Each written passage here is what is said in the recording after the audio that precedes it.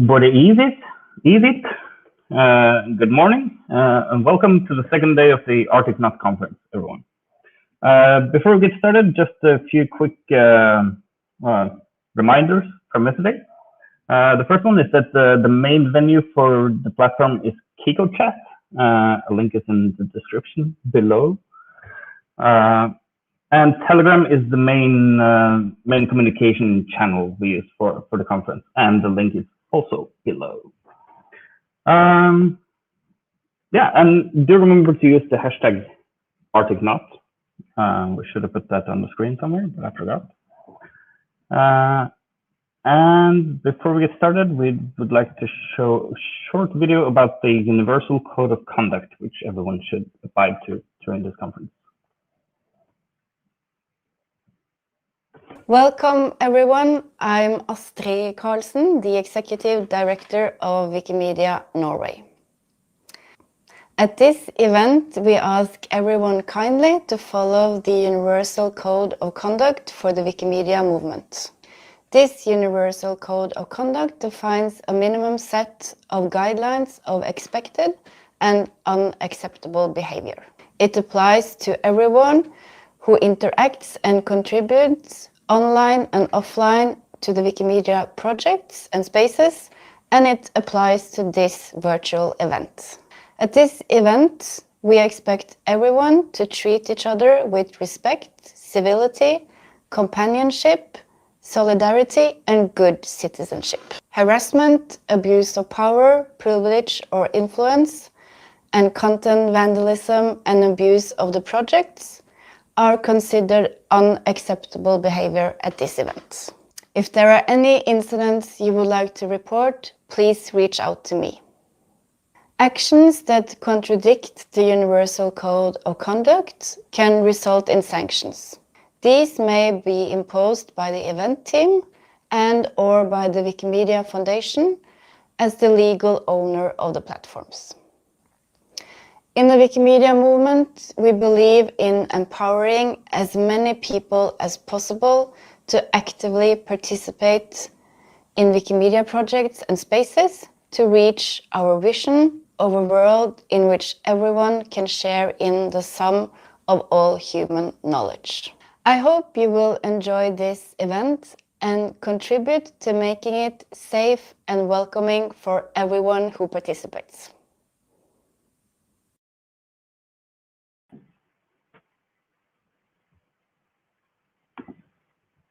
Thank you very much to Astrid. And now it's over to Sigrun Espe, the board chair of Wikimedia Norway. Welcome, Sigrun. Thank you. Thank you very much. Good morning, everyone. My name is Sigrun. I edited my very first Wikipedia article in 2010. And I've never considered myself a proper Wikimedian, but the projects have been a part of my private and professional life ever since that. So when I joined the board of Wikimedia Norway in 2018, I came to the table with some basic knowledge of Wikipedia and the Wikimedia universe, but my main contribution to the board was my background, both as a volunteer, a board member and an employee in various organizations, as well as my knowledge of the GLAM sector from my public government job within culture and archives. In many ways, Wikimedia Norway has turned out to be the space where I can bring together and draw on the experiences from all my previous jobs, engagements, interests, and even my education. So Wikimedia Norway works very closely with volunteers and civil society, as well as with the Norwegian GLAM and education sector. So here I have some insight and experiences, both from work and volunteering in Norway and in countries in the global south. And this event is especially close to my heart because through my master's thesis in social anthropology, this was on the role of bilingual education in processes of ethnic revitalization in the Ecuadorian highlands. And in this work, I learned firsthand that the language we grow up speaking is such an important part of who we are, of our identity. For many Indigenous people, their native tongue is also an important ethnic marker in a society dominated by a different culture and language. So strengthening an Indigenous and also, of course, underrepresented languages online, such as presence and use on the Wikimedia projects, can contribute to keep this language current and alive for new generations. So this is important not only for the language and the people who speak it, but also for the history this language and culture represent. Working in archives, this last part is also quite important to me. So Wikimedia Norway's main goal is to increase knowledge equity on the Wikimedia projects. Working to strengthen the Indigenous and underrepresented languages is one of the main focus areas to reach this goal. Another one is gender equity. And knowledge equity and free access to knowledge and education is something that is very close to my heart and has been ever since I first started my studies and got involved in different student organizations involved in particularly this issue. So today I have been given the great honor to welcome you all to the second day of the Arctic Knot Conference 2021. I have been watching this conference take shape from the sideline, and I must say I am in complete awe of both the organizers and all the contributors. We in Wikimedia Norway, both the staff that you have gotten to know well and the board, we are so proud to be hosting and to be able to highlight such an important topic, the future of Indigenous and underrepresented languages. We're also very grateful to our fabulous partners in the conference team. And I want to thank Wikimedia UK and Wikimedia Deutschland, especially for their efforts throughout the conference. So based on yesterday, I'm pretty sure we have a very interesting day ahead of us. Yesterday, we heard a lot of interesting presentations about different language editions of Wikipedia. We heard about what role the sister projects of Wikipedia also play for Indigenous and underrepresented languages. And we learned about technical solutions to support underrepresented and Indigenous languages. And there were also a lot of discussions on community building from both the volunteer and the academic perspective. It's very interesting. And the vision for this conference is envision the future of your language community. And it's really great to see how this is coming to life and how we're all discussing this topic together. Our goal with the conference is to look at the future of Indigenous and underrepresented languages and their presence on use on the Wikimedia projects. And the conference is already providing space and focus for the different language communities to connect and to learn from each other and collaborate. And hopefully this is something that we can all bring with us in our future work as well. All of us in Wikimedia Norway, we are very eager and committed to support the presence of Indigenous and underrepresented languages on the Wikimedia projects. And we're also very excited to be part of the UNESCO Global Task Force for the planning of the Decade of Indigenous Languages. So we have a lot to look forward to in the years to come. Now, everyone, please enjoy the rest of the conference and keep up all the good conversations. Thank you. Thank you very much, Sigrun. That was great. Before we continue, I have another quick announcement, which is that a few of the sessions today will happen on Zoom and not here on StreamYard. And the way to access them is that there will be 2 extra Zoom rooms inside KikoChat. And just click the room and then click the join video link to join the session. And those sessions are the, let me see, the parallel sessions with the watch-alongs, the Wikisource session, and the workshop, the ELAR workshop, which is happening before the parallel sessions. But the YouTube stream will give instructions on how to join. And now over to Maria Heuschkel from Wikimedia Deutschland, who will talk about the European Language Equality Project. Good morning. Welcome, Maria. Hi, everyone. It's a little bit weird that I just see myself, but I just hope that you can hear me and see me. Thank you for having me here. My name is Maria, and I've been working for Wikimedia Deutschland for the past 5 years, I think. And this has mainly I've been a part of the volunteer support team over there, but recently I've changed into another role and I'm now supporting the project team.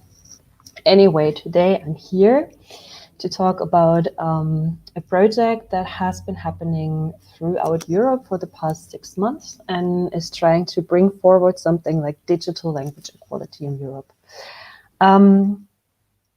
I'm not sure if you can see my screen yet.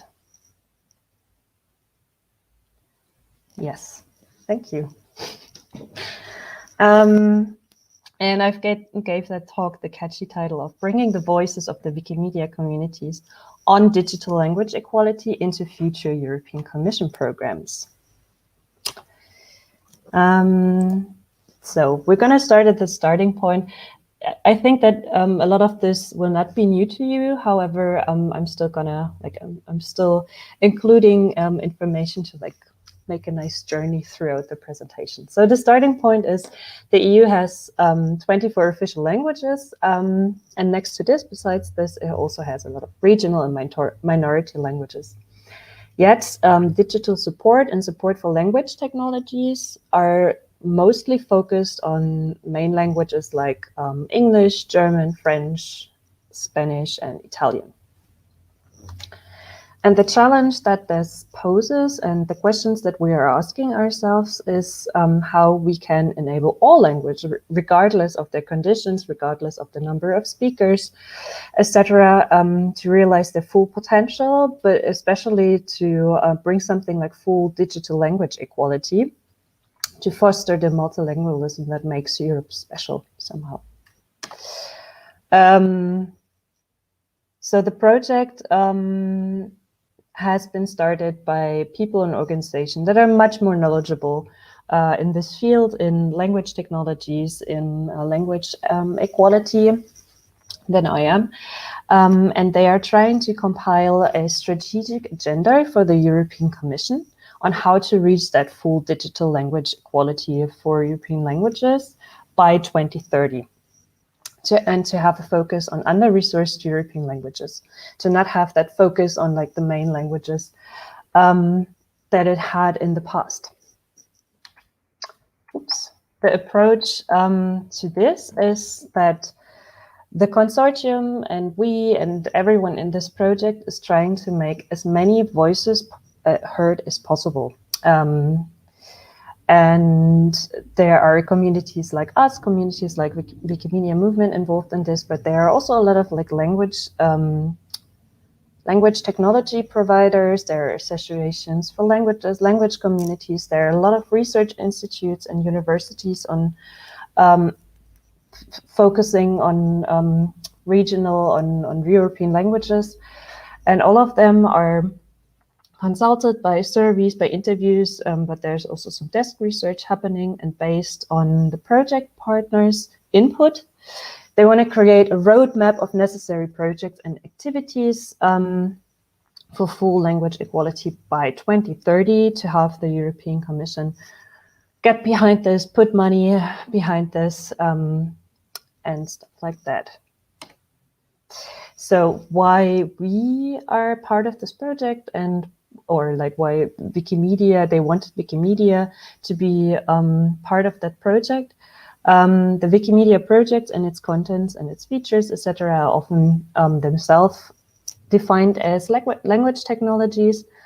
As you all know, that a lot of language technologies today rely on the content that the communities and the volunteers are working on and keeping current and adding to. And Wikimedia communities have a lot of experience in working on preserving under-resourced languages, and a lot of people that are here today and yesterday have a lot of experience with this.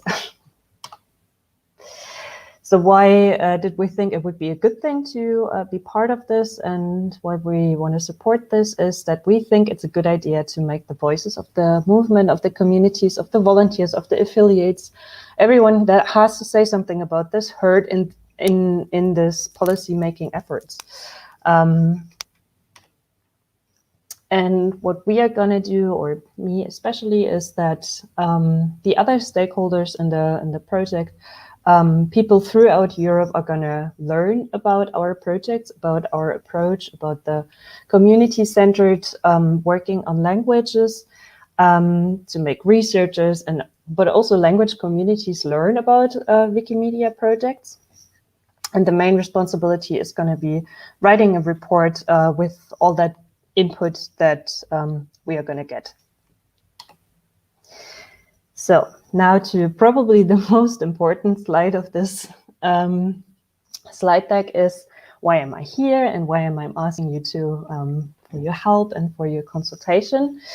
There's a survey that one of the project partners, the Dublin City University, has created to get as many views on the future of language technologies and language equality.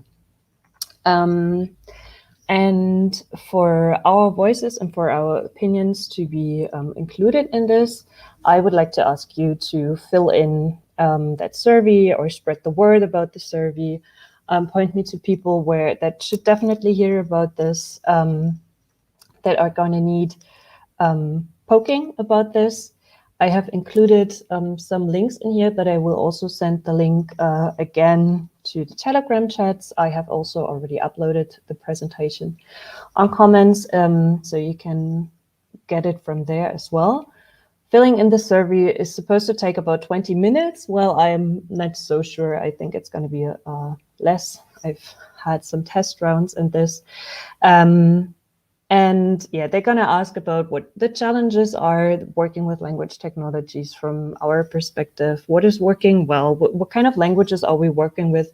All this kind of stuff to get a better picture on what is happening, but also what we are going to need to have something like full digital language equality by 2030. What do we think is important to have that? And it is supposed to be like a courageous effort. So we are supposed to include science fiction technology that we can think of, to really be bold and ask for what we're going to need from a policy level on European level. And I think that's the most important point I wanted to make. If you don't want to participate in surveys, that is also very fine. You can also just reach out to me and point me to stuff that I need to know, that needs to be in a report like this. You can answer questions like, what will it take to get to full digital language equality by 2030? I will be reaching out to community members and projects and affiliates starting next week after this talk that I just gave, and ask like individuals to fill in the survey as well. So you might hear from me. You might hear from me again via email. Yeah, I also included my email address here. I'm in the Telegram chat, as I said. If you have any remarks on this, any questions, if you really want to let me know about something, then please do so. And I think with this, I want to thank everyone for this opportunity to be here, because being a part of this conference for like the past day has been awesome. Yeah, it was really nice. The talks were super, and I also really liked the setup and the vibe. And yeah, that's it from me. Thank you for having me.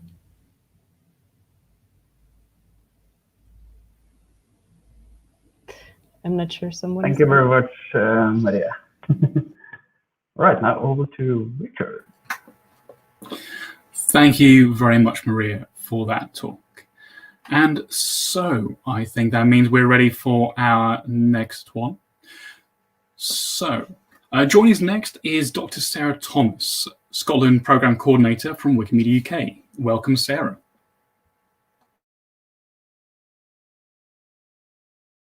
I think you're still muted. So I'm muted. There we go. Fabulous. Okay. Thanks very much. Thanks very much for having us. Delighted to be here. Let me just... Oh, wrong button. Of course it is. Hang on. There we go. Fantastic. Thanks very much for having us. I'm delighted to be here. This is the first of these conferences that I've been able to make it to. So I'm absolutely delighted to be able to be here. This is me. This is my email and my contact details. This is a portion of my face. I'm the Scotland Programme Coordinator at Wikimedia UK. Was previously a Wikimedian in residence at Museums, Galleries Scotland and the Scottish Library and Information Council. I work part-time at Wikimedia UK, mainly in English Wikipedia, Wikidata, Wikimedia Commons, supporting GLAM and education partners, as well as our Wikimedians in residence, community groups and volunteer community across Scotland. Before 2020, we'd not really done a lot in Scots Wiki. We did have some projects in the planning, but they were disrupted like a lot of other things were by COVID. In Scotland, we've also hosted a Scottish Gaelic Wikimedian in residence at the National Library of Scotland.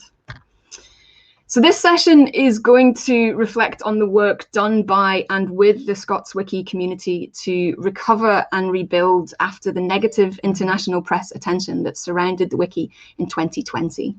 I'm going to talk about on and off wiki community development, partnership development, the challenges that still face the project and hopes for the future. I'll be reflecting a little bit on care in volunteer management and why we should always remember that there are real people behind keyboards.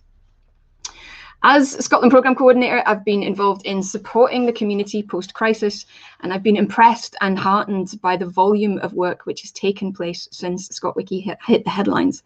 I'd like to take this opportunity to tell the story of a group of editors and Scots speakers who were determined that the wiki should survive, grow and thrive. I hope you'll come away from this with a bit of an insight about what happened and why, and understanding about what the community have done to fix the wiki, the progress that they've made, and some ideas around how community and partner organisations can work together for mutual benefit.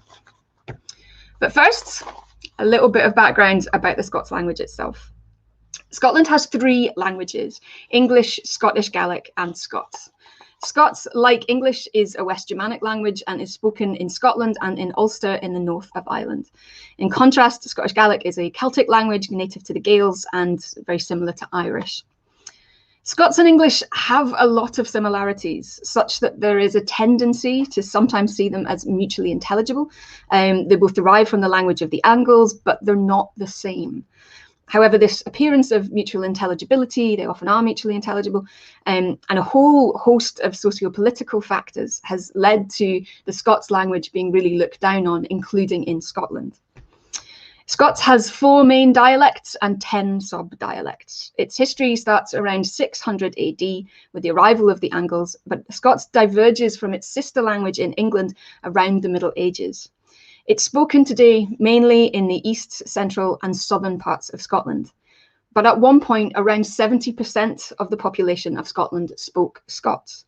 It was the language of law and letters, of kings and of queens. But shifts in power and religion and a lot of other things besides have resulted in Scots being seen as just not speaking proper English. Intelligible, but maybe not of the intelligent. So we have a situation where Scots itself is often seen as slang or just a heavily accented form of English. I'm originally from the northeast of England, and where we have many words such as we, meaning small, bonny, meaning pretty, I, meaning yes, lassie, meaning young woman, that are shared with Scots. It's also worth pointing out at this stage that Scots does not have a standardised spelling. It's also the case that many prominent Scots speakers on social media in particular face derision and abuse for speaking in Scots, or are accused of bringing down the reputation of Scots because they use words or phrasing that might be associated with a pejorative stereotype of working class youth. So it's into this context that we place Scots Wikipedia. On 23rd of June 2005, Scots Wikipedia is born, which gives Scots speakers yet another place where they needed to explain that yes, it is a real language, and no, it's not just slang, and no, it's not just an accent. Early articles included the Scots Parliament, United Kingdom, Scotland's cities, chocolate, biology, botany, cryptozoology, and Scrooge McDuck, so a fairly varied spread.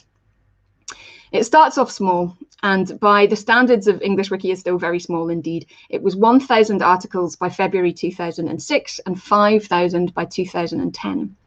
By August 2020, it stood at 57,739. Now, one consequence of this international press fallout of August 2020 is that around 36% of that, probably creeping up on 40, has either been or is going to be deleted, but we'll come on to that later. Scots Wiki currently stands, as of yesterday, at just over 40,000 articles.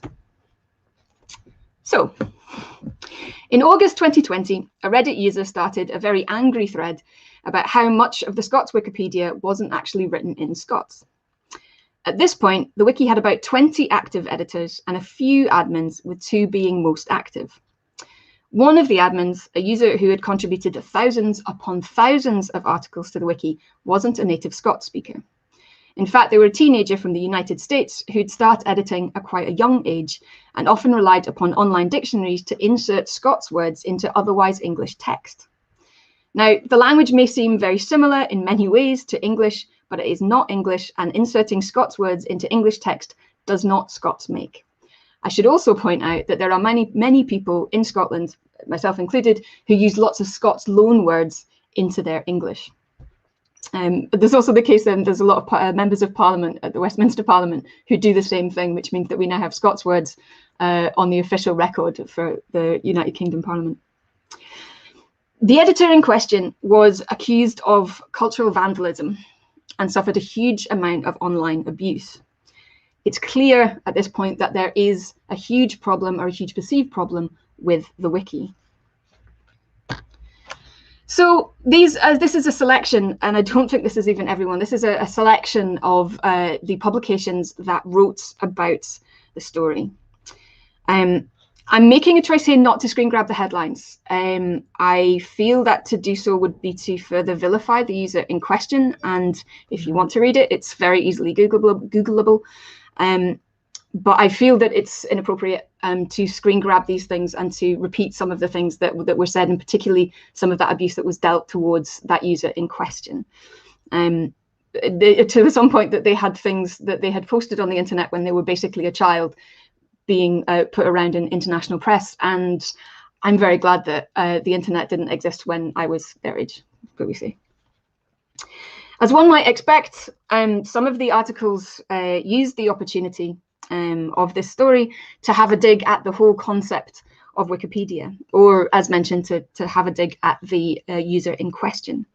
I will add at this point that both ourselves and the relevant people at the foundation reached out to the user in question to check in on them. Now, I get it. I get why people want to write about this. It's a really tasty story and it's very embarrassing for all concerned. But one thing I always say that I would stress when delivering Wikipedia training is to remember that there are real people behind keyboards. And I would also stress that whenever I talk about this whole situation, that yes, this user was misguided, but they were not malicious. This was an honest mistake, compounded by having a tiny community and a language that's often misunderstood. And nobody spends thousands upon hours editing and acting as an admin on a minority language Wikipedia in this way simply to be a troll. We coordinated a press response. I would note that our crisis comms plan came in very handy, and we responded to a number of requests from press. As well as the response being coordinated by the Wikimedia Foundation and by ourselves at Wikimedia UK, responses also came from within the community. Journalists, people reached out to people in the community for interviews. One of the other admins on Scots Wiki opened up a Reddit AMA, a thread, a Ask Me Anything thread, and answered a lot of questions, put a lot of time in, and that was really helpful. So this press attention and the Reddit thread generated a wee bit of interest on Wiki, and a lot of discussion on Meta, just to give you an idea. This discussion was sometimes very difficult. A lot of suggestions were made. Some were more helpful than others. One of the suggestions made was nuke the whole thing and start over. And that was an option, but it would ignore the fact that much of the wiki was fine. There were an awful, when I dug down and started to have a look into which articles were affected, it was also the case that there were many of these that were one-line stubs that wouldn't necessarily take an awful lot of fixing. One of the outcomes of the meta threads was the small wiki audit. Another was the wiki governance audit. Both of these pages have been relatively quiet compared to the initial meta thread, as you might expect. And there are some suggestions on here about checking in on smaller wikis that I think might really benefit the wider wiki community. Ultimately, though, when it came to Scots, the community just got on with things. They put central notices on to say, yes, we are aware that there's an issue, we are currently looking into it. They found all of the articles affected, they tagged them appropriately, started on various different strategies to deal with that. They appointed new admins. And all of this had been done actually really relatively quickly. I was contacted by Michael, a guy called Michael Dempster from the Scots Language Centre, about this whole situation. And he'd mentioned that there was an editor, Cobra 3000, who was organising an editathon. I got in contact with this user. It turned out he'd gotten the idea from the editathon from an editathon that he'd attended back in 2015, 2016, which was actually one of the ones that I'd run as a Wikimedian in residence when I was with Museums Gallery Scotland. So once again, as has been my experience, editathons are useful not only for generating content, but for the long tail of advocacy, which pays off years down the line. Cobra 3000 was, in fact, the first Scots Wiki editor that I ever met. So we've been holding these regular editathons almost monthly since August of last year. It's an idea to do some work, but also to channel the interest that was exhibited in the wiki, this huge spike of interest that there was in the wiki, and hopefully get some of those people to stay, to become regular editors, and to keep on going.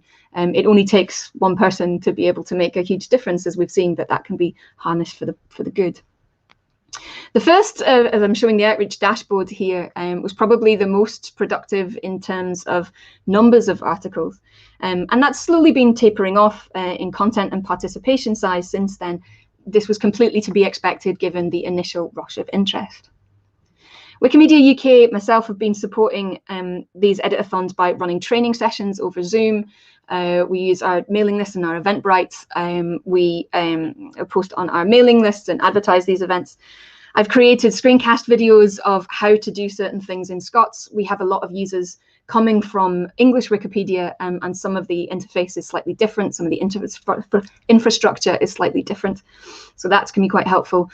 We post messages on talk pages. We post in the community spaces. I've also been trying to keep active in some of the off-wiki spaces, such as the Discord server, again set up by Cobra 3000, as well as the Facebook group.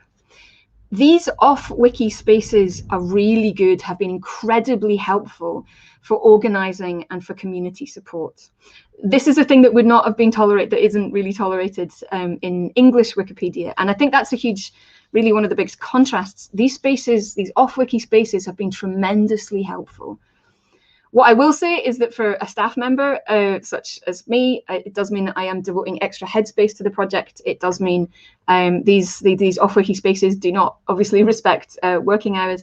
So that is an extra piece of work. It is totally worth it, though.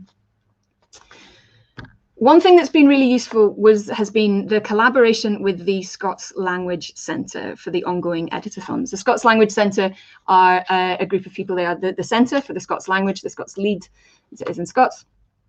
Now, for a few months, the Scots Language Centre were running a programme that was funded by the Scottish Government, which is focused on increasing Scots literacy. One of the things that their research has shown is that folks tend to be, and this is an effect of the way that Scots is viewed and dealt with in Scotland, folks tend to be much less confident in their written Scots than they are in their spoken Scots. Some people speak Scots but don't think that that is what they speak, don't realise that that is what is happening.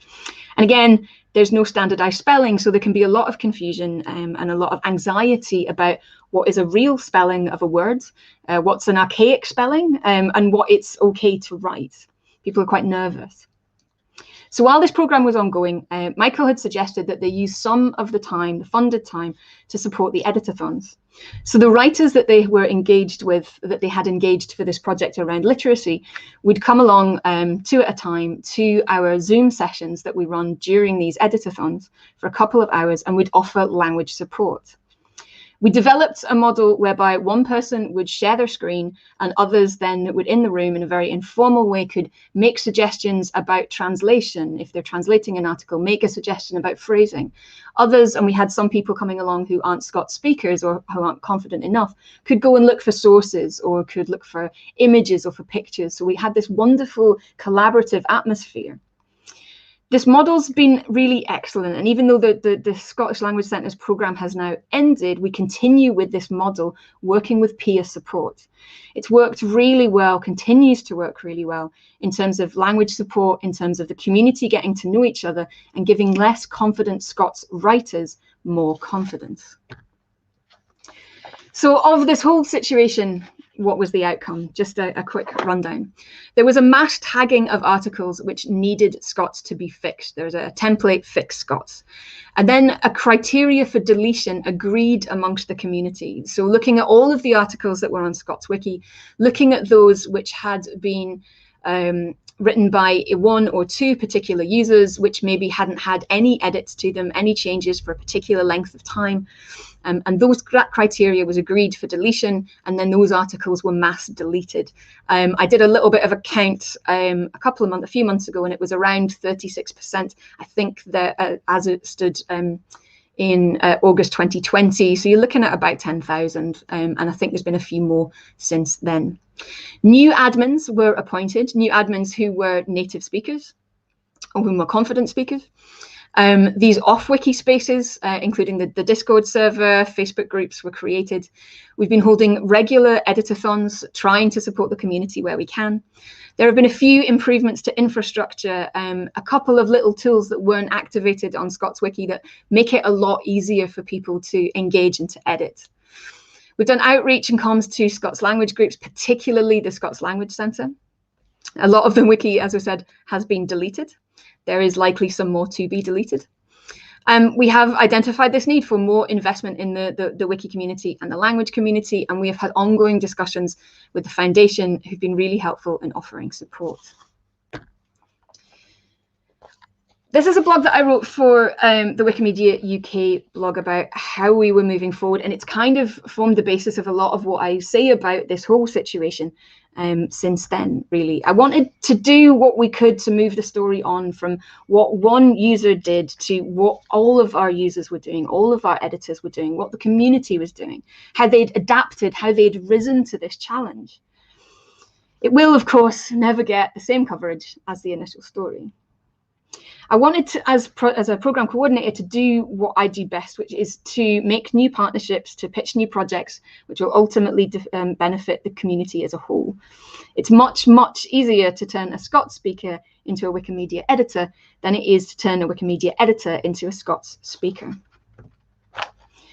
Ultimately, I think the reason that this happened was that the community wasn't big enough or active enough to be able to provide the kind of optimum density that's required for the wiki model to work in terms of accuracy. We need more editors. And this is something that we've seen echoed by other language communities that we work with, particularly in the meetups that we've been running for some of the UK, Ireland and related Celtic nations languages. But we need more editors. Smaller language communities are vulnerable to the offsetting effects of power users, but that also means that it doesn't take too many more people to make a really huge difference. So while the numbers for these editathons might be going down, I don't think that I'm very happy to give time and energy to a small group of people, a small group of dedicated people. It is, after all, the only thing that ever makes a difference. In terms of what comes next, we just need to keep going. This is a long-term issue. We need to dig in for the long term and ultimately bring more users and more active users to the wiki, and support the existing community to guard against burnout, which is absolutely real. the scale of fixing an entire wiki can seem incredibly overwhelming. We're currently having some time to reflect on the editathons, working on new outreach projects to speakers. These are not finished yet, so I don't want to say too much about them, but I hope that in the years to come, we'll have a much stronger language and a much stronger wiki community. Thanks.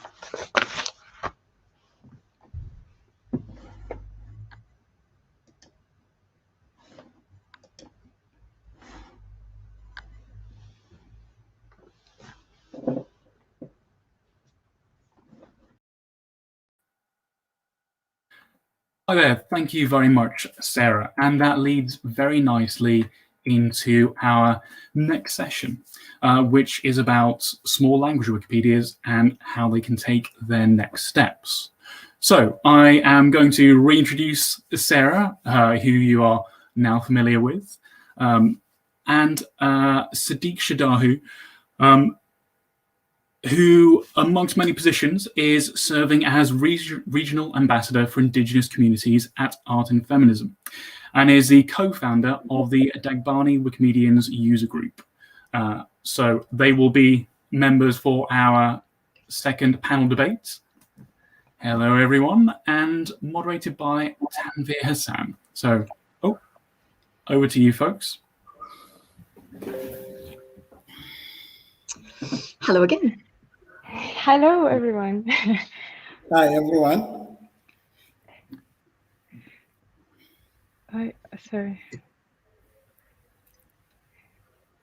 Sorry, I had some problem with my audio. Do you hear me well?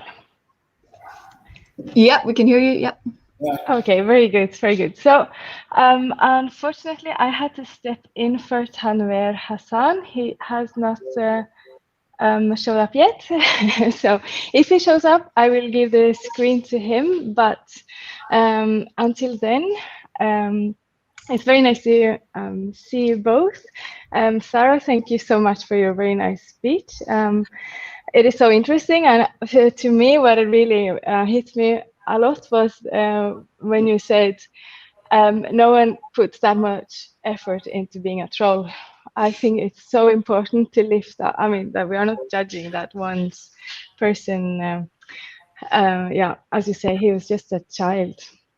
So it's the community that has to come together, and it's the community that we want to talk about today.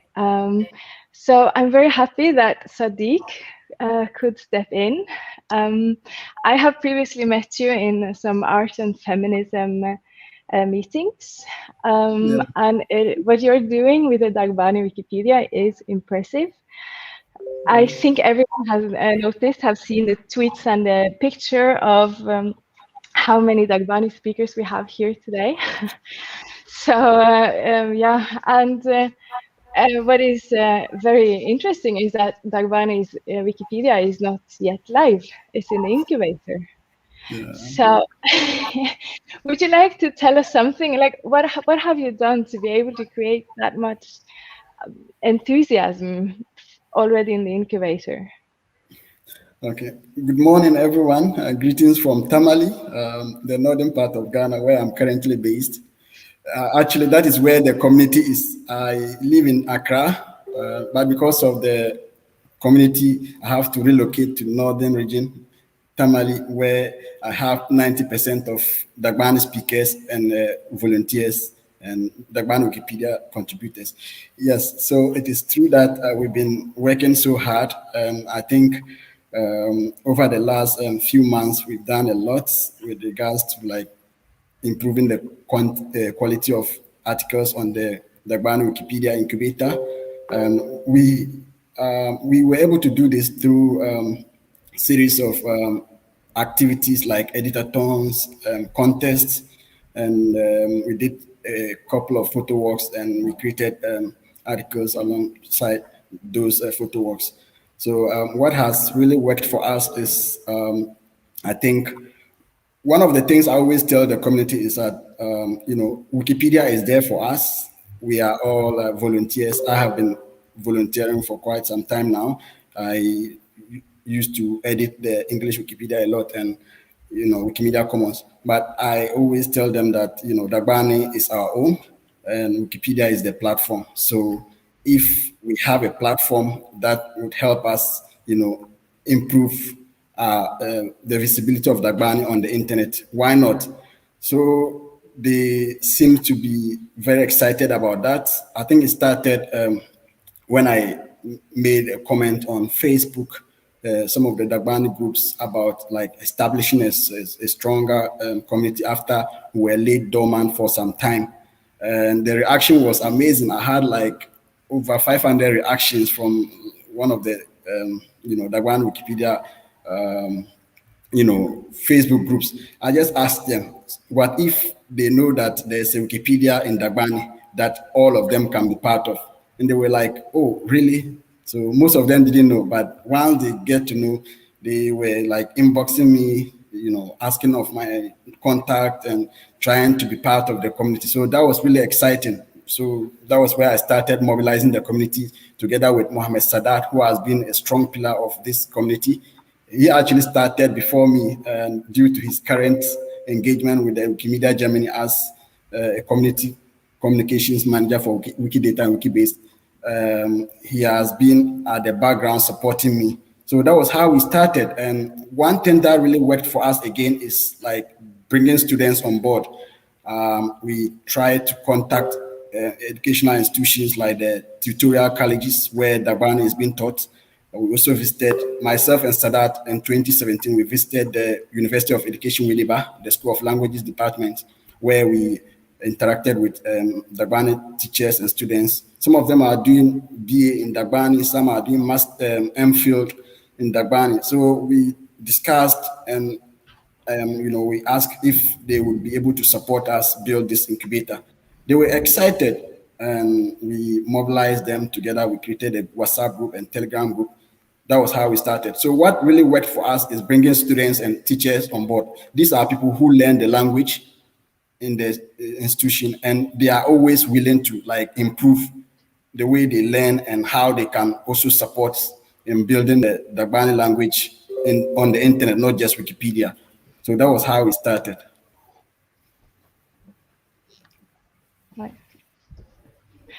Thank you. It's so inspiring.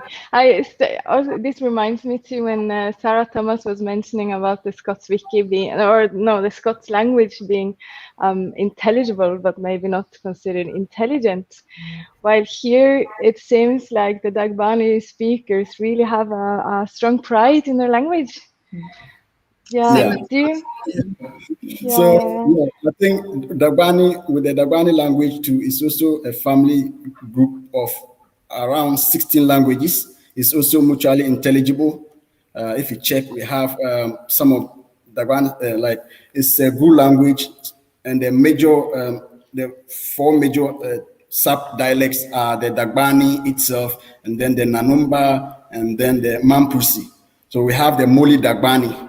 So the Moli Dagbani is a family of languages. Some of them are in Burkina Faso, and we have some people who speak Moli Dagbani languages in Benin. We have at least two, the Notri language in Benin. We have even within the Dagbani languages, the Moli Dagbani, the core languages in Ghana, we still have sub-dialect. We have those who speak the Nayahli, the Tomosli. So it's a whole lot of Yeah, and these languages can be on the same Wikipedia, or you have to have different for each of them? So the current one that we are working on now is one that serves three languages. Okay. And that is the Dagbani language. We have the Mampusi, and then the Nanumbes can read and understand everything that we do on the Dagbani incubator right now. It's just some little differences that we have, but everything looks just almost the same. But the other languages outside the three other 16 languages which are spoken in other part of the region like Benin and Burkina Faso, the Mosi language actually is also a family language, but I can hardly understand it if I don't pay much attention to it. So it's not so close to the three that we have currently in the incubator. Yeah. So yeah, it is true that these people they have pride in speaking the language, and they are very excited to support the language. That I think has been the strong motivation People want to see their languages on the internet, and sometimes it depends on how we carry the information. I started working with the community in Accra when we were doing the Tree Wikipedia, which is not my dialect. One thing I realized was that they also have similar thing that we have. They also have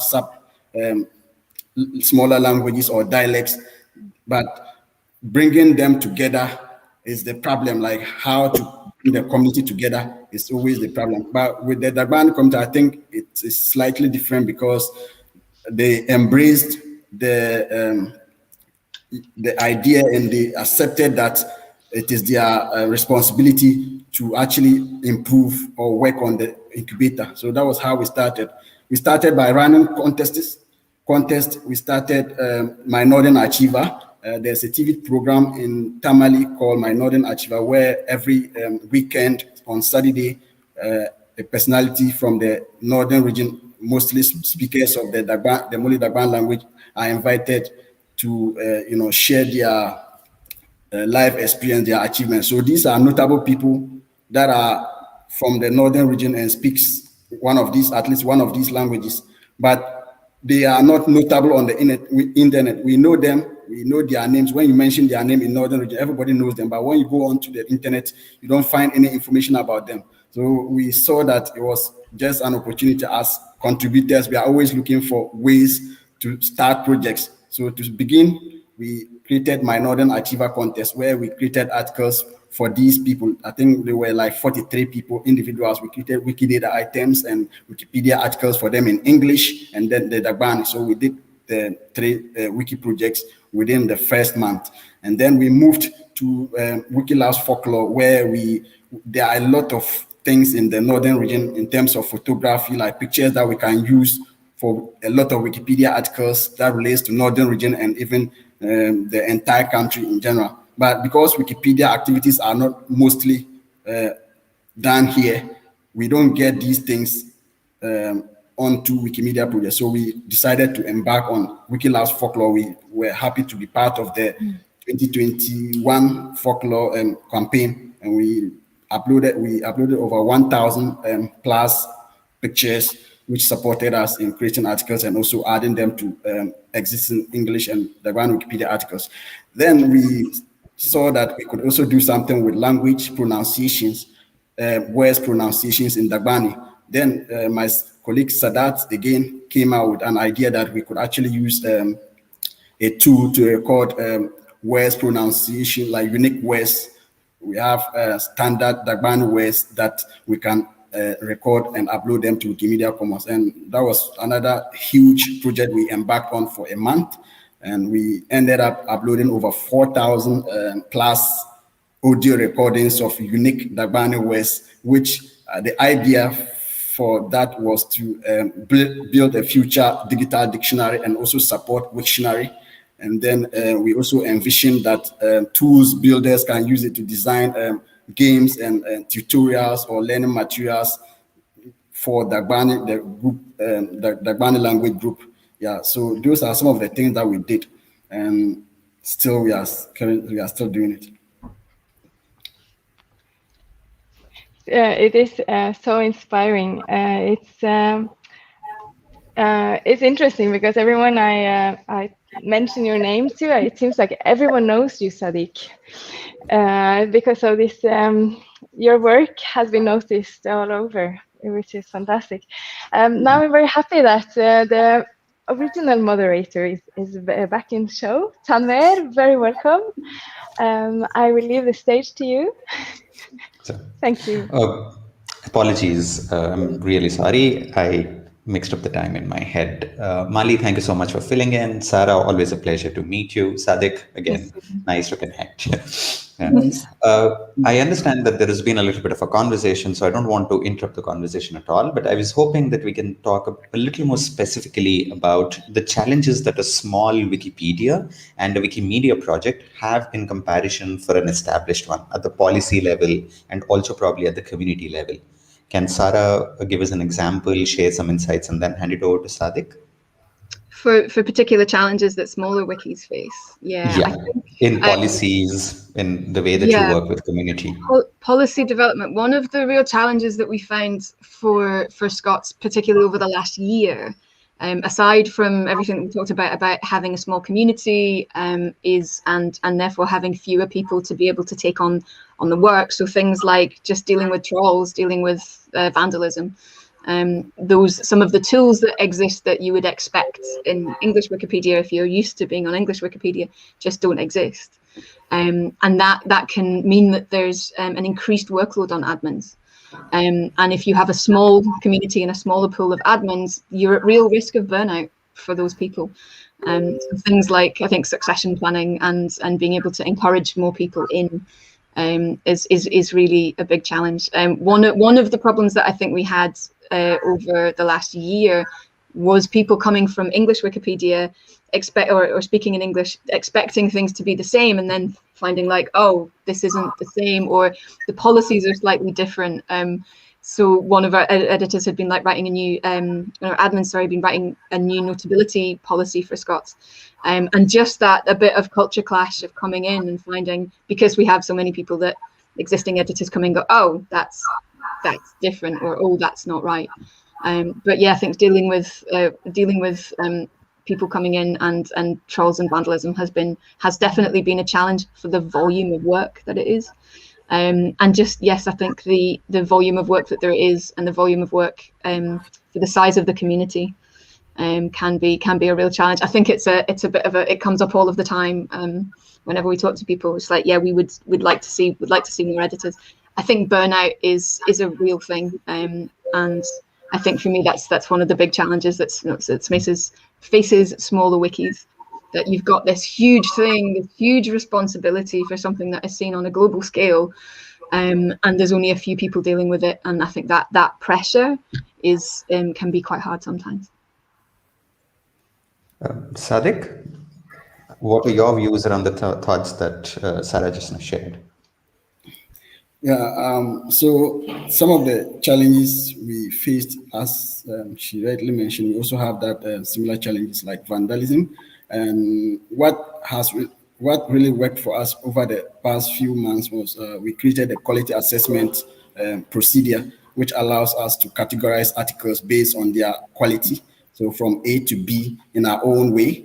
And we all came together to agree that these would be our guidelines to support us improve the content or the quality of articles on Wikipedia. Yeah, we do have people like putting in trash, and currently we have just 4 admin, myself, Mohammed Sadat, and some few other colleagues from Northern region. And we've been paying attention a lot on the list of articles that are being created, and we try to moderate the content that they put in there.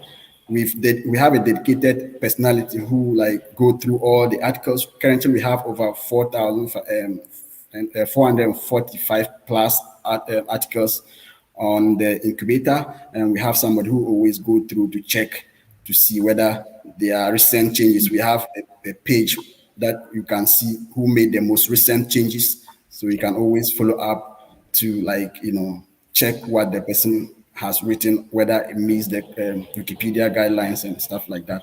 Then we also have what we call Article of the Week.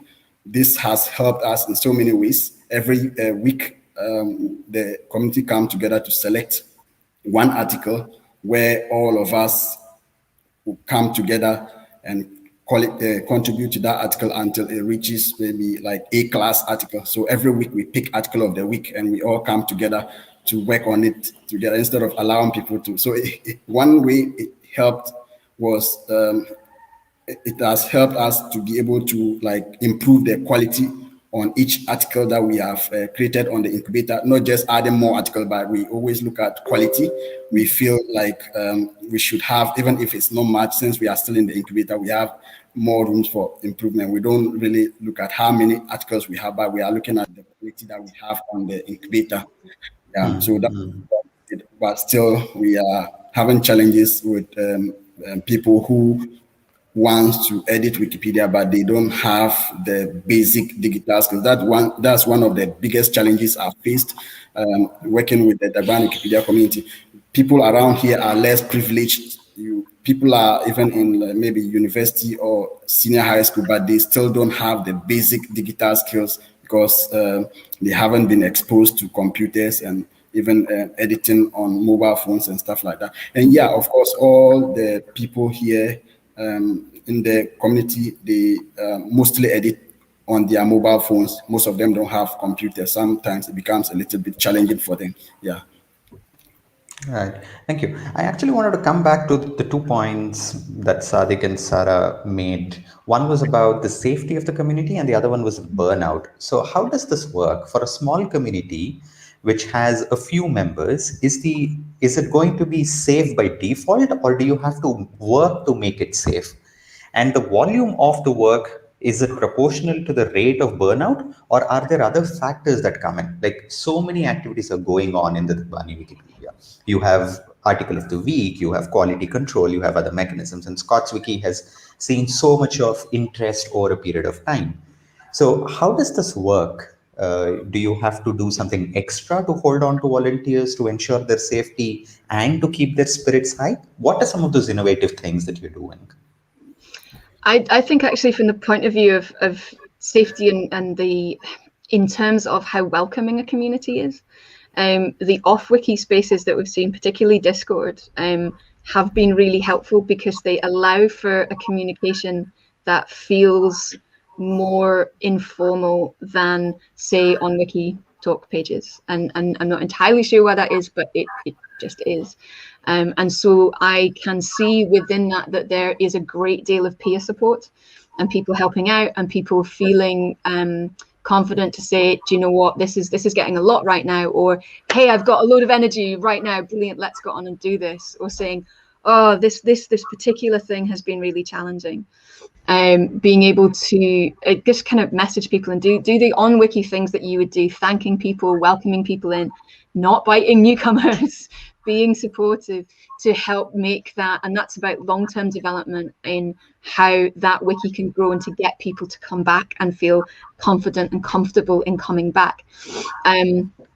So I think that's really helpful. And those off-wiki spaces, I think, have been really useful for allowing people to have a conversation that maybe they wouldn't feel comfortable having on wiki. And that's, for me, that's massive.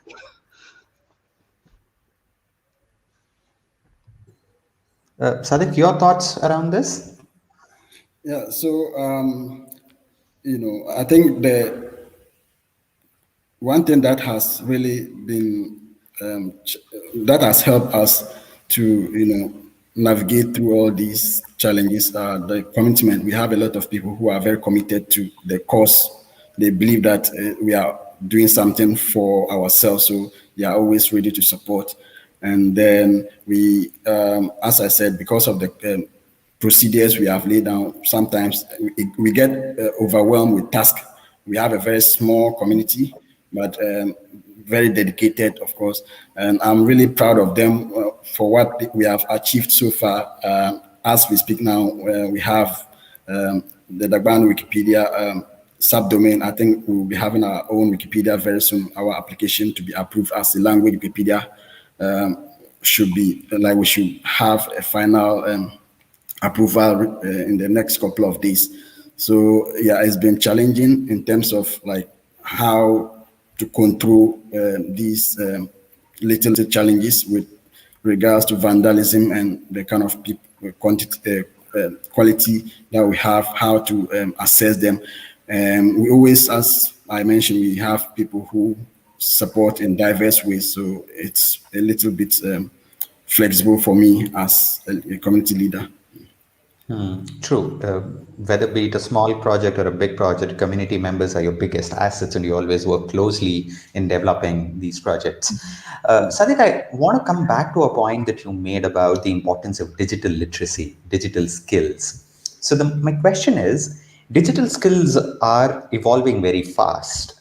How does the evolution of digital skills affect the growth of a Wikimedia project, and particularly a small project? Is it because people get connected on Discord, on Telegram, that the project sees a spike? Is it because people are now able to type in a particular font? People have access to, I don't know, cheaper internet? What are some of those factors that push for the growth of a smaller project? So already we have so many challenges in this part of Ghana. As I mentioned, there's low level of digital literacy in northern region, where most of the speakers or contributors are based. Some of them, we also have challenges with the platform support, like language keyboard. We have Dagbani keyboard for Android, but we don't have a keyboard that supports iPhone users. So that is still a challenge for us. Also in terms of aside the tools, they don't have the skills. So there are two things: they don't have the skills to be able to edit. They have the knowledge of the language. They understand Dagbani very well, but how to understand the Wikipedia ways, like how to edit on Wikimedia projects, is still a challenge, which we've been doing a lot of online meetups. We have regular weekly checking. We do record short videos on different topics, like how to add a reference. We understand that most of them also have challenges with internet. That is a huge challenge for us here in the northern region. And aside it being expensive, we don't even have access to this internet regularly. So we do record short videos to avoid them pay more for internet charges. So just a minute or two video to show them how to add a reference, or how to add a category, or how to make a link on the Wikipedia or incubator. So when you go through our social media, our YouTube channel, you see a lot of videos that we have recorded. These are some of the things that we do to help them navigate through these challenges. Thank you, Sadiq. Sarah, if I may, I wanted to ask the same question, but in a slightly different context. You might not have problems with internet, but an emerging community is an emerging community. You would have your own set of problems. So how do you work with an institution? How do you work with already existing narratives of knowledge? What happens when an emerging project tries to take up these challenges of knowledge production, of pedagogy, and work with it? How does it happen? Carefully is the short answer. One of the things actually I was really interested in what Sadiq was saying about the different dialects that you're working with. In Scots, as I said, we have these 4 main dialects, 10 sub-dialects, some of which, so Doric, which is spoken in the northeast, particularly the northeast of Scotland, is quite far away from some of the other dialects. So in Doric, fit is a sentence, and it's just almost the same word 5 times, and it means which foot fits which foot. So if you're talking about a shoe, for example. So there are things like that which are, and there is all still Scots, but some of it is very, very different. And I think one of the challenges that I see coming in Scots is this issue of dialectical diversity. And I think you can kind of see this a little bit on the only cogent thing that I can see on English Wikipedia is where you have an article that says this has been written in American English, or this has been written in British English. And I think preserving dialectical diversity is incredibly important. I would not want to see a situation in which we said we only use this type of Scots, or we will only use this, and it becomes exclusionary to other dialects. I think that's potentially very damaging for the language as a whole. But that is an incredible challenge when you're looking at something where you have lots of different people. How do you do that? How do you approach on a wiki to say, okay, well, this is in Doric, or this is in Central Scots, this is in Border Scots? How do you do that and agree consensus on how that can work? So in terms of different partners to come in, it's especially been really important for me to understand the different issues which are pertinent to the community. and the different language communities, and understand that that community is not one community, that there are many communities, and have respect for the dialectical diversity and the diversity of those communities. With Scots, because a lot of the Scots texts that we have, there are fewer modern Scots texts than there are ancient medieval texts. So you will, ancient Scots texts. So you will get perhaps archaic spellings. You'll get archaic spellings that some people will maybe go, oh, I want to take an archaic spelling because it looks more Scottish. It looks more Scots, but that archaic word might not actually be in circulation in modern Scots.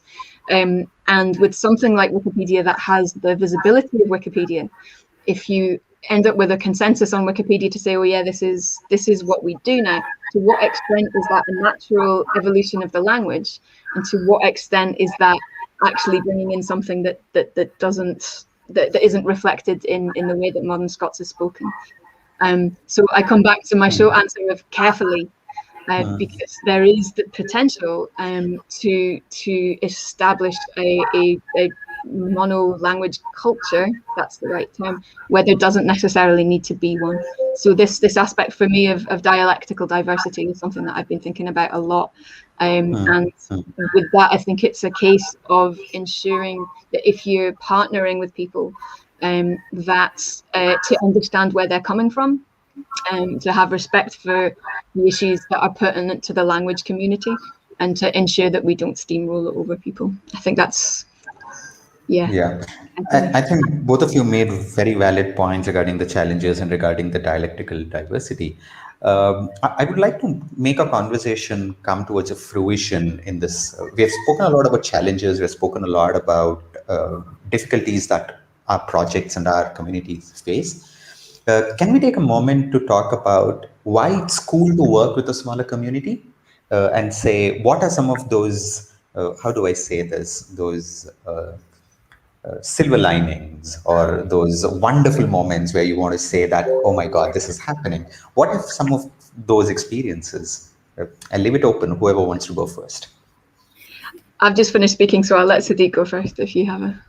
Okay, so as I mentioned earlier, we worked with students and mostly teachers who are like one of the strongest pillars of our community.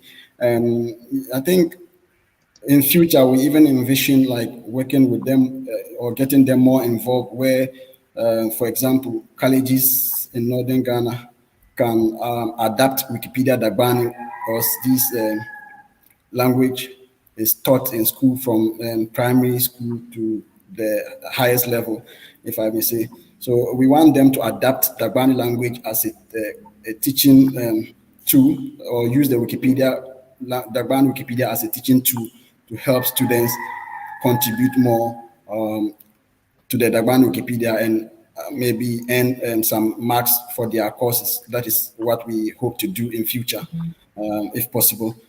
But, you know, as I said, they are already helping us in so many ways. And some of the challenges I failed to mention was during the time of the translation of the most commonly used messages on MediaWiki, with support from Amir, we were able to do this in, I think, 1 month. And one of the challenges we had was creating terminologies for Dagbani. Example, we don't know what a file is called in Dagbani. We don't know upload in Dagbani. We don't know download, username. All these things really taught me a lot of lessons, and I discovered that we have so many things that we can actually do to help our language to not maybe go extinct in future. If we can have these things created on Wikipedia or use them anywhere on the internet, I think it will be very useful for future generations, as we are always going digital every day in and day out.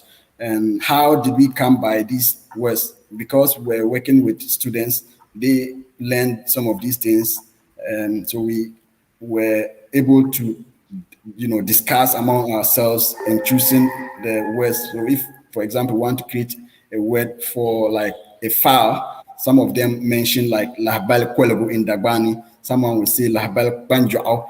these are things that were used in like several years ago, like 400 years back, by our great grandfathers that we don't even know. So through the deliberation and discussions, we're able to really figure out how this can be termed on Wikipedia or in English, the English version of that in our own language.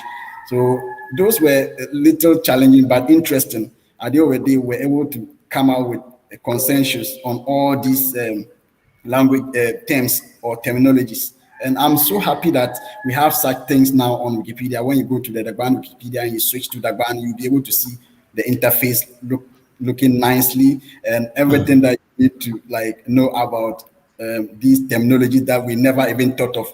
Sometimes when I ask, for example, what should we give for something like media or media wiki, some of them think about media in a different way. Some of them, even though they know what media is, they don't understand how they would like how we should use it in Wikipedia. Right. Yeah. I think it's very interesting how problems of the past are now talking to the technologies of the future, and we are trying to bring something, in action. Thanks, Adik. Sarah? I think the sort of the silver linings, the things that I have seen that have been wonderful about working with the Scots community has been the confidence and pride that comes from when you work with a user or when you see somebody edit, when they publish an article or write an article, finish something that they've written in their own language, and they see that up there. And to watch people that we've worked with for a few months become so much more confident in their written Scots, so much more confident in themselves and the pride that they have in themselves and in their language, and to be able to see that reflected. And that is something that, I mean, I see it in other wiki projects as well, but it's very particular here because I think of the status of Scots, that not everybody in Scotland recognises it. You still get some people will still see it as not a real language, but the pride that you can develop in people to be able to write in their own language and see that reflected is incredible. On that note, I want to put this hypothetical question. 10 years from now, where do you want Scots? How do you imagine that Scots Wikipedia would be? Where do you imagine that the Bani Wikipedia would be, Sadik, and the other Wikimedia projects? I want to see a press story about Scots Wikipedia that's not about Reddit. Okay. Fair enough. I'd like to see a bigger community. I'd like to see I'd like to see them as get over this, have dug in for the long term, have gotten past this firefighting, and we are getting there now. Like, we are definitely getting there. There's still this we still got a lot of work to do. But yeah, I want to see a press story about Scots that's a good news story. Sarah, no press is bad press. But yeah, I mean, even from all of this negative press attention that we had, what did come from that is that there is a resurgence of interest in it, and it has brought more people. So yeah, has been so much more active and so much more healthy. Yeah, we've been able to tell people about it. So at least, I'll take the benefits of everything, man. So people now know that there is Scots Wikipedia, even if they're not sure about it. So. Thank you. Sadik, 10 years from now, all of the Dagbani projects, Wikimedia projects. So 10 years from now, I hope to see Dagbani Wikipedia being among the top 10 biggest Wikipedia in Africa. And we hope to see more other Wikimedia projects supporting like tools that supports Dagbani Wikipedia. The Wikidata is really helping us a lot because recently we started creating Wikidata lexemes in Dagbani. Interesting. So I think we were one of the first communities in Africa to start doing something on lexemes. That was really inspiring. And we just getting to know that Wikidata support Dagbani as a language, or we can describe Wikidata items, labels in Dagbani. It was really amazing. And some of them are already using it. So we hope to see more. 10 years from now, we want to see more tools supporting Dagbani Wikipedia, just like any other wiki in the community. And also we want to see the Dagbani Wikipedia working with the Ghana Education Service to support those who learn Dagbani and how best we can improve the language on the internet. Thank you. Thank you, Sarah. Thank you, Sadek, for this wonderful conversation. And I apologize for being late. I just want to say this. If I would have been early, I would have said it as an opening remark, but I would want to end it with this. I believe that the smaller Wikimedia projects are the future of a Wikimedia movement, not because the big projects no longer are useful or don't have utility. They do. They are extremely helpful, useful, and have a high utility quotient. But the interesting experiments, the many different ways in which a project can evolve, can be explored in a smaller project. And that's the reason why there needs to be far more attention, far more interest, and far more support that should be given to smaller Wikimedia projects. And Sarah and Sadek, you're doing an excellent job of proving to our communities how important these are. So please keep up the good work. And thank you very much for being part of this conversation. Thanks to the team at Arctic for giving us this opportunity, putting this panel together. And I'll hand it over to Richard. Thanks very much. Thank you, everyone, for a really interesting discussion. There have been lots of comments in the chat while you've been talking about this. So looking ahead to what comes next, straight away, we have a 40-minute break coming up. And after that, we'll have a series of lightning talks. So I shall see you all, folks, in 40 minutes.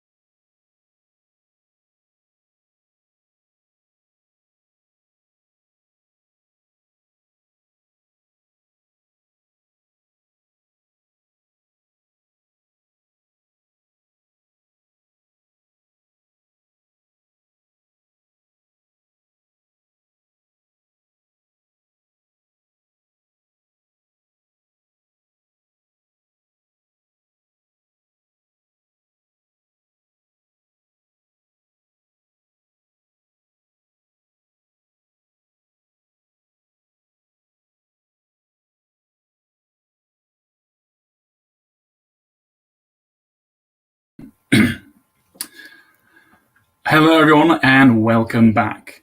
So we are about to start a series of lightning talks. We have 4 in all. I have shared a link to the Etherpad on the Telegram group, so that can be a good place for you to leave any questions for the speakers we'll be hearing from. We have 4 talks in all. I'm going to introduce them at the start, and so they will run seamlessly, so you won't see me popping up in between. But at the end of the talks, I will have an announcement about what's coming next. So we will be starting with Trey Jones talking about Breton search and how that's going. That will be followed by Ramsey Mulyawan, who will be talking about ARBComs. And then we have Tony Sant and Neville Borg talking about Malta's first Wikimedian residents and how they've been dealing with the pandemic. And to wrap it up, we have Jason Evans from the National Library of Wales talking about Welsh language data and how they've been working during the pandemic.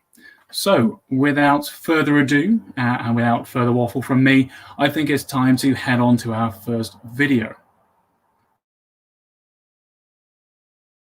Welcome to Improving Breton Search, how it started versus how it's going, a meme-tastic look at how things can go wrong. Hey everyone, I'm Trey Jones. I'm a computational linguist on the Wikimedia Search Platform team, and last year at Celtic Knot 2020 I gave a presentation on search support for minority languages, and I encouraged people to contact me to work on improving search in their favorite language, and so a collaboration to work on Breton with Vigneron and Iriap was born. We started out with high hopes and good cheer because shiny new projects are always great fun. The plan was to build a Breton language analysis chain with stopwords, elision processing, and ASCII folding. We even had a list of Breton stopwords available. However, as Robert Burns wrote, the best laid schemes of mice and men gang off de gley. Several things worked against us. The biggest mistake I made was not upgrading the project to a normal task within the search platform team. Working on it part-time incurred a lot of context switching cost, and it was too easy to let some other tasks take priority. We also had some problems with our stopword list. It turned out to be too exhaustive, so we had to pare it down. We had too many Breton stopwords and not enough Breton speakers. It's possible to look up words individually and make a decision on each, but it is mind-numbingly tedious. I did find one likely-looking alternative stopword list, but it turned out to be in Brazilian Portuguese. Another problem was letting the perfect be the enemy of the good. Once it became clear that the stopwords were going to take a while, I should have separated them from the rest of the project and done everything in stages. Of course, no plan ever survives contact with reality unscathed. However, I'm willing to give everyone a break, including myself, for being undermotivated or underperforming over the last year. It's been hard on everyone, and we don't need to be hard on ourselves too. So, given the unexpected work that always pops up, I assume that almost everyone, like me, had many more perplexing projects, tedious tasks, and distracting deadlines throughout the year. I had lots of other objectives to work on this past year, so feel free to find me during or after the conference and ask me about did you mean suggestions, Khmer syllable reordering, unbreaking broken highlighting, and unpacking and customizing existing Elasticsearch analyzers. But getting back to improving Breton search, the Arctic Knot conference, and persuading myself to prepare this lightning talk, provided motivation for me, and I think for Vigneron too, to get the project at least somewhat back on track. My not-so-serious advice on making your project work: take a deep breath and relax, keep up communication with your collaborators, make time to focus on your project, make the project a priority, break work into manageable chunks, don't let the perfect be the enemy of the good, and don't make plans during a global pandemic. However, late is better than never. Find motivation where you can, including calling yourself out in a lightning talk, and cut everyone some slack if and when things go awry, including yourself. My new plan /hope/dream/commitment is to get something worthwhile out for Breton by the end of July, and hopefully a good bit earlier than that. Feel free to check on Fabricator to keep me honest. Thanks for listening and for the motivation. I hope all your projects go better than this one has.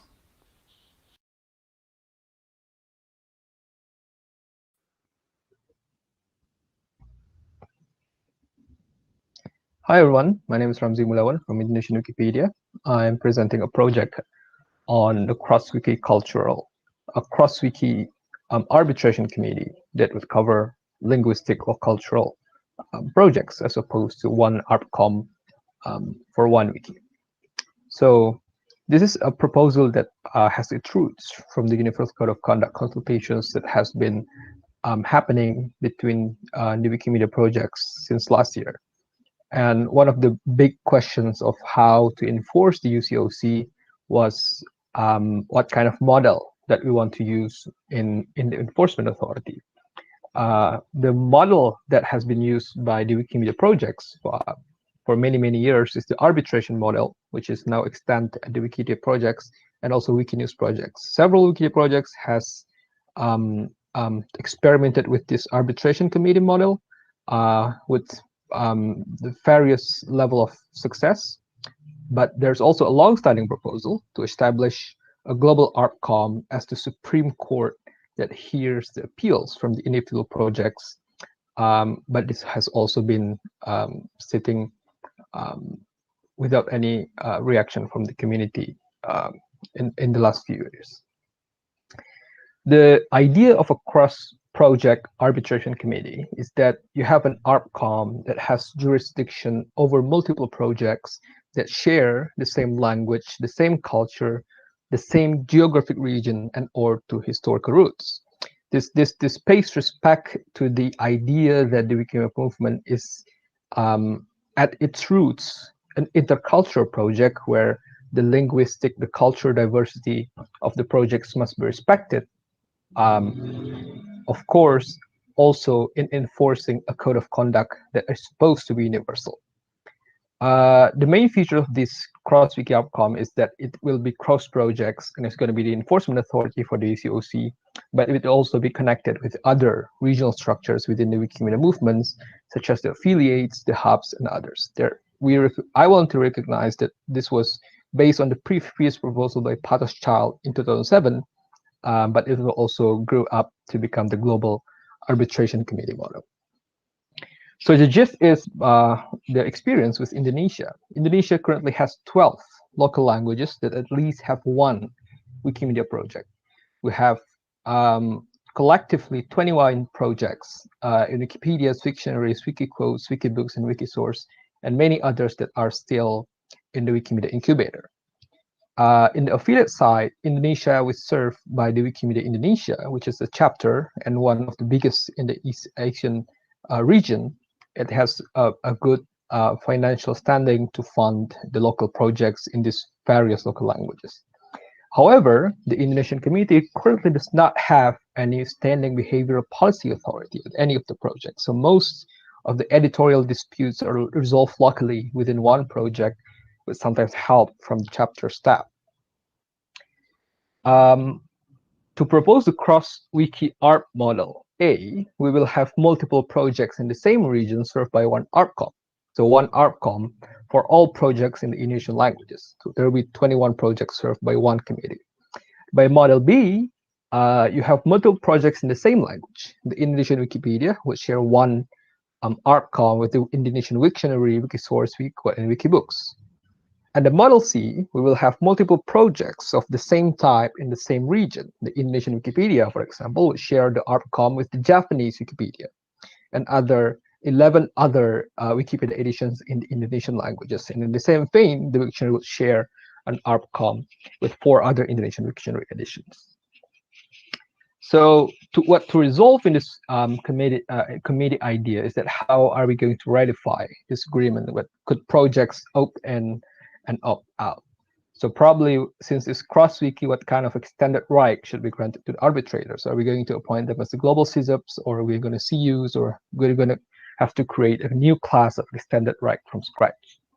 And also because this is an intercultural proposal, what kind of working language that needs to be used as the working language of the committee? Is the one that's understood by all members, or is that one used by the largest project? If in the case of Indonesia, probably you're going to use the Indonesian language, but in any other case in the world, you will have to explore other languages as well.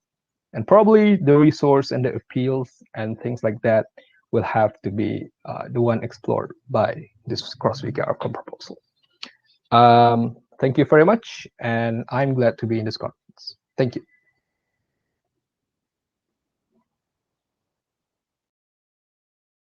Hello, my name is Tony Sant, and along with Neville Borge, we prepared this for this edition of the Arctic Knot, the Wikipedia Language Conference. We've titled it Ensuring Malta's First Wikipedian in Residence Survives the Pandemic. Yes, it is about us celebrating the first Wikipedian in residence in Malta. It is also about us surviving the pandemic, but more than that, it is also a kind of a state of the nation as far as Malta and Wikipedia is concerned. We are active in an organization called Wikimedia Community Malta, which is based in Valletta, the capital city. We are all volunteers. This is a Wikimedia Foundation affiliated user group, which was registered as a non-governmental organization, as a voluntary organization, as it were, in 2016. And we operate a website at wikimalta.org in parallel, of course, to all the Wikimedia platforms. Focusing primarily on Wikipedia, naturally speaking, we would be looking for the Maltese language Wikipedia, and as you know, the Wikipedia exists in around 300 languages, but Maltese is quite hard to find. And the reason for this is that we are in the category of language Wikipedias with under 10,000 articles in that specific language. Maltese has only just gone over 4,000 articles just a few days before the end of May 2021. But we see here from these three graphs that we've had an interesting trajectory here of growth since we became involved with this. Active editors have gone up from about 3 to 12 over the past few years. As I say, we've been active since 2016, but we only really became active on the Maltese language Wikipedia in about 2018, 2019. And so you can see here these spikes related to edits as well as new pages relating to some of our campaigns. And I'll speak about those in just a second. This year, we based our activities on those of the previous year. So in 2020, 2021, we had four main activities that we participated in or we planned. And these we're going to build on into the coming year. The main difference, of course, is we will not be celebrating Wikipedia's 20th birthday again, and we will no longer, at least as it's planned, have this radio show that we had on Campus FM for about 6 months. Beyond that, however, we will again be having another Wiki Loves Monuments.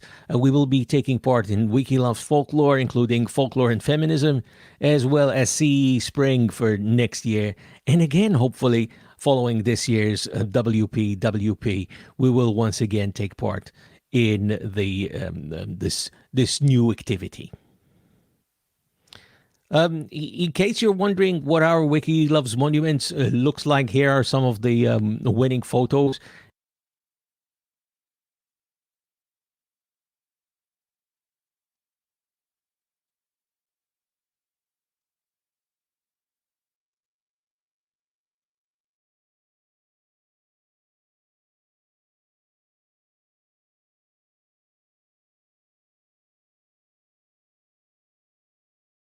And from this past year, we finally have managed to get an honorable mention for a photo from Malta in Wiki Loves Monuments on the international contest.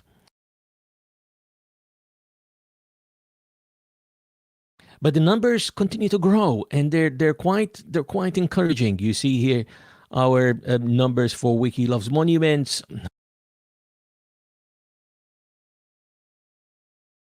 Our art and feminism built on this Wiki Loves Art initiative that we had, as well as our CEE Spring, which, of course, remains a great and interesting challenge for us. Now we're about to embark on Wikipedia pages wanting photos. The first edition will take place in Malta this summer. And this is how we've been ensuring that the first Wikipedian in residence survives the pandemic over the past year and going into next year. Thank you.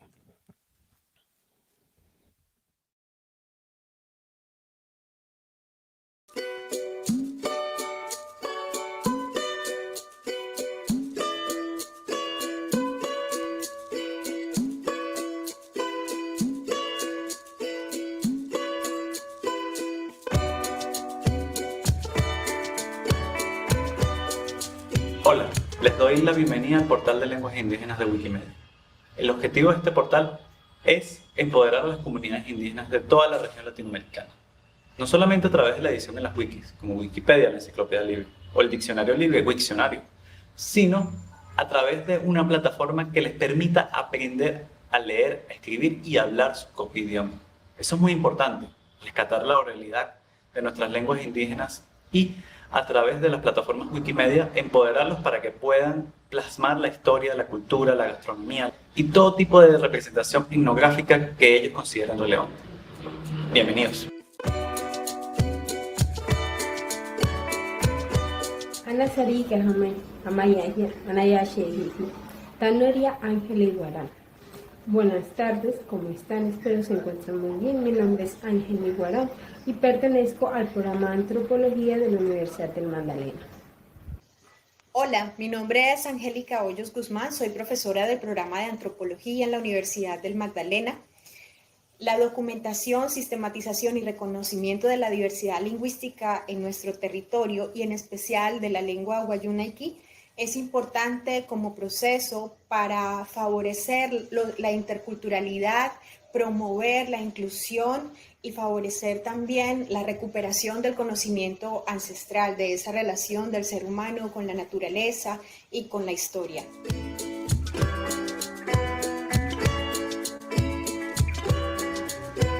Amayahia Tanaria Leonardi Fernández Wayuhinu Taya.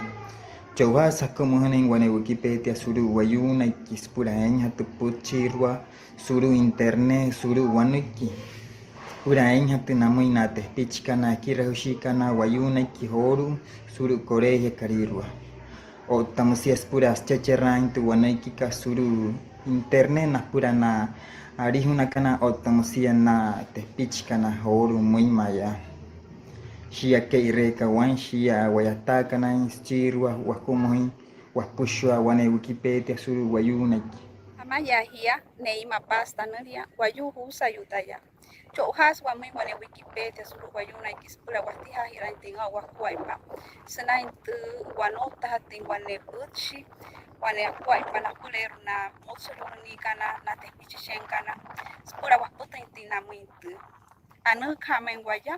Wakocha hirentu watiharaka senain wane anahirawa senain wane hirawain spura erahninti wakuai pawatami spura tu ekirahia pulega monso wakuaso onatumaka jex waputin hatin wanuiku nanuiku na watushi para ashahin waya waya so wakuaipa suru Wikipedia. Tanuria Handi José, Guayuriana, Anu de Pía, Ciudad para tu pueblo, Cauribia, Guajira, Colombia. Haijas en Suru Wikimedia, Guanequira Jales, Guayunaik. Skahamun, Eshi Arihuna, Eka, Natuhain to Guayunaik. Ota Eshi Wayu, Eka, Matuhain to Guayunaik, Ota Haijas, Namun, Natuhain to Guayunaik. Musihese Haihan, Guanequira Jale. Snain Wayunaik. Haijas en hatingone Wikipedia ska Wayunaik. En hatre washahan stick to Wakwai Pagat, Suru, stick to Wayonoingat, stick to Wayrankat, stick to Wakunkat. Spurashirahan hatinshia, Wayu or Tarihuna Sanki Makas Pushwar. No holding hatimotuin, Shawain, Wayakana Wayukan, Makana Tepichkan, Makana Mahayunukan, Mayakana Himarikan. Wataphan Snain Wikimedia, Scary Waisnain, Spura Wontin Hatinte, Keireka Wine, Makatia, Ekira Hareka Snan Wayunaik, Maka En Hatindia, Wikipedia Skawayunaik, Skahedia, Nohler Motuin Anya de Wakwai Pagat, Ota Ewer Wanepia to Wanaikika, to Wayunaik.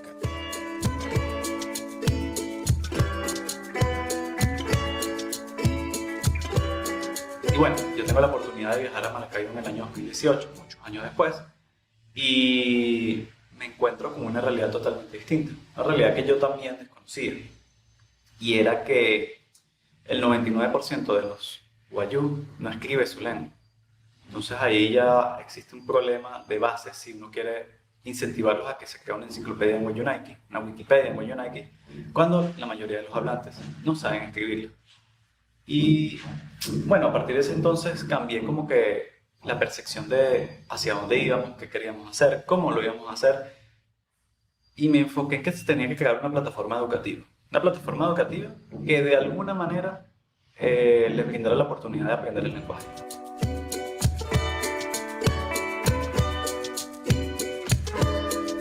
Y bueno, empezamos a hacer como una suerte de lluvia de ideas, una suerte de eso, de cómo podíamos concebir este portal, entendiendo varios factores, entendiendo uno, el factor del acceso a la conectividad, el acceso a internet en esas comunidades, tanto del lado colombiano como del lado venezolano de la frontera, existe muy poca penetración del internet y muy pocas máquinas personales. Lo que existe sí es teléfonos móviles y algunos teléfonos smartphone. Entonces nosotros dijimos, bueno, vamos a pensar este portal para que esté diseñado para un móvil o una aplicación móvil o, digámoslo así, un teléfono móvil primero. Y ahí empezamos a planificarlo de esta forma para que las personas empezaran no solamente a perder el miedo a la edición dentro de Wikipedia, sino a perderle miedo a la edición dentro de Wiki y utilizando su teléfono móvil. Por ahí tratamos de lanzarlo. El segundo aspecto muy importante es dejar que la comunidad decida. Aparte de Leonardi, tenemos la colaboración de Nehiromowin, que ha sido fundamental, en mi opinión, para este proyecto. Y tratamos de involucrarlos en todas las decisiones que estamos tomando, porque nosotros nos vemos, por lo menos yo me veo como un puente entre el conocimiento que yo tengo de Wikipedia. Yo tengo ya más de 14 años editando la enciclopedia y más de 10 años coordinando proyectos educativos, proyectos de talleres de edición. Yo quiero transmitir ese conocimiento y tratar de ser un portal que sea colaborativo, que incluya revisión de pares, por ejemplo, que incluya la confianza de una comunidad como la comunidad Wikimedia, pero enfocada en su comunidad, enfocada en sus reglas, enfocada en sus políticas, en sus convenciones. Y por eso ellos tienen libre decisión de historia, qué cultura, qué gastronomía, qué representación etnográfica es necesaria para este proyecto y para las Wikipedia que van a ser muy pronto, para el diccionario libre que también van a ser muy pronto, o las imágenes y videos que ellos quieran subir a esta plataforma. Nosotros estamos allí básicamente de apoyo y eso, como sirviendo de puente para que ellos logren tener este portal y sea una suerte de piloto, porque no nos queremos detener con el idioma Wayuunaiki, sino queremos que el portal traspase nuestras fronteras, entre toda la región latinoamericana y sea adaptable a otras comunidades, entendiendo por supuesto que existen diferentes contextos y diferentes culturas y no todo se va a poder transmitir paso por paso, sino se va a tener que también planear de diferentes formas, contando siempre con la venia de la comunidad, contando con el apoyo de la comunidad, que es lo más importante, y saber qué es lo que quieren al final. Y eso es lo que les dejo. Lo que les dejo es que al encontrarme con que la enciclopedia Wikipedia escrita no servía para crear una enciclopedia en Wayuunaiki, que era nuestro objetivo, nosotros decidimos crear un portal de lenguas y el objetivo primordial de ese portal es empoderarlos para que aprendan su lengua. Y luego está el desafío de crear una enciclopedia, de crear un diccionario libre. Pero digo que nuestro objetivo final es que ellos aprendan su lengua, que se preserve su lengua, y creo que es algo muy bonito de cara al movimiento Wikimedia que podamos hacer esto. Muchas gracias.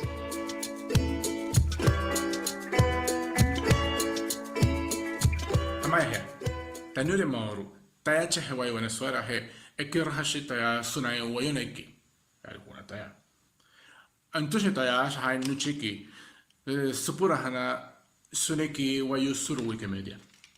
Me estaba presentando, mi nombre es Maor, soy de Venezuela y quería pues hablarles un poco de la importancia del portal de lenguas indígenas para los hablantes de Wayuunaiki. Los hablantes de las lenguas indígenas, no solamente de Wayuunaiki, necesitan una plataforma mucho más sencilla de utilizar, mucho más amigable, donde puedan interactuar de una manera mucho más sencilla para ir generando contenido en su propio idioma e irlo agregando pues a la incubadora y posteriormente sacarlo de la incubadora y llevarlo, pues sacarlo en línea como los otros proyectos en otros idiomas. Esto lo digo como miembro del comité de lenguas, soy miembro desde hace unos años, y pues como estudiante de Wayuunaiki. Estudié unos años por este interés pues, que tengo en las lenguas indígenas de nuestro país, de Venezuela. El guayuna que también se habla en Colombia. Digamos que la mitad de la comunidad está en cada lado, pero siento que es un poco una parte de esa deuda moral que tenemos los latinoamericanos con nuestros pueblos indígenas, en el derecho que tienen ellos de tener contenido en sus propios idiomas, que no me gustaría seguirlos viendo que dependan de aprender un segundo o un tercer idioma para acceder al conocimiento. Y pues pienso que la herramienta que se está trabajando entre Wikimedia Venezuela y Wikimedia Argentina es una herramienta ideal, es una herramienta de fácil uso, es el puente ideal de verdad para ir estimulando a nuestros compañeros y compañeras Wayuu a que trabajen en el contenido, a ir agregando contenido a la incubadora, se familiaricen con el ecosistema Wikimedia y poco a poco ir sacando esa enciclopedia, porque no puede ser que tengamos tantos años sin poder sacar adelante porque la plataforma actualmente existente es difícil de usar, es complicada y necesitamos un entorno mucho más fácil para ellos, bueno, para cualquiera, no solamente para ellos. Y yo pienso que esta plataforma pues, es lo ideal. De nuevo, mi nombre es Maor Malul, mi nombre de usuario es Maor_X. Pueden contactarme con cualquier pregunta, todo el apoyo de verdad que se necesite para sacar estos proyectos adelante es agradecido de todo corazón, se los digo como venezolano, como persona de ascendencia indígena también parcial. De verdad, si mientras más apoyo podamos tener, el mejor. Muchas gracias.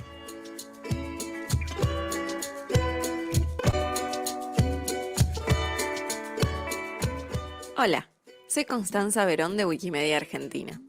Lo que les mostraremos a continuación es un avance de lo que será, en un futuro cercano, el portal de lenguas indígenas en Wikimedia. En este caso, compartiremos la sección correspondiente a la comunidad Wayuu. En este momento, el portal está en español, pero tendrá también su versión en Wayuunaki.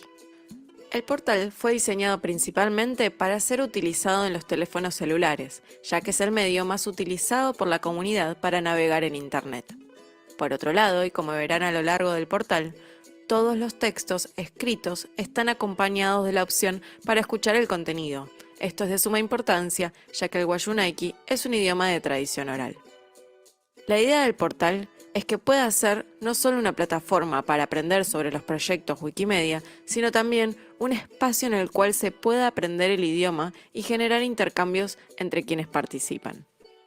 En este sentido, el portal cuenta con 3 secciones: aprender el idioma, colaborar en Wikimedia e ir a la conversación.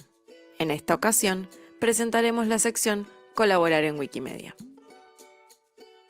Cada sección cuenta con una presentación general y en el caso de los proyectos Wikimedia se establecieron 3 niveles para participar. Sube una foto a Wikimedia Commons para aquellos que son principiantes en los proyectos Wikimedia. Suma una palabra al Wikcionario como nivel intermedio y escribe un artículo en Wikipedia como nivel avanzado. En Sube una foto ingresaremos a la sección destinada a Wikimedia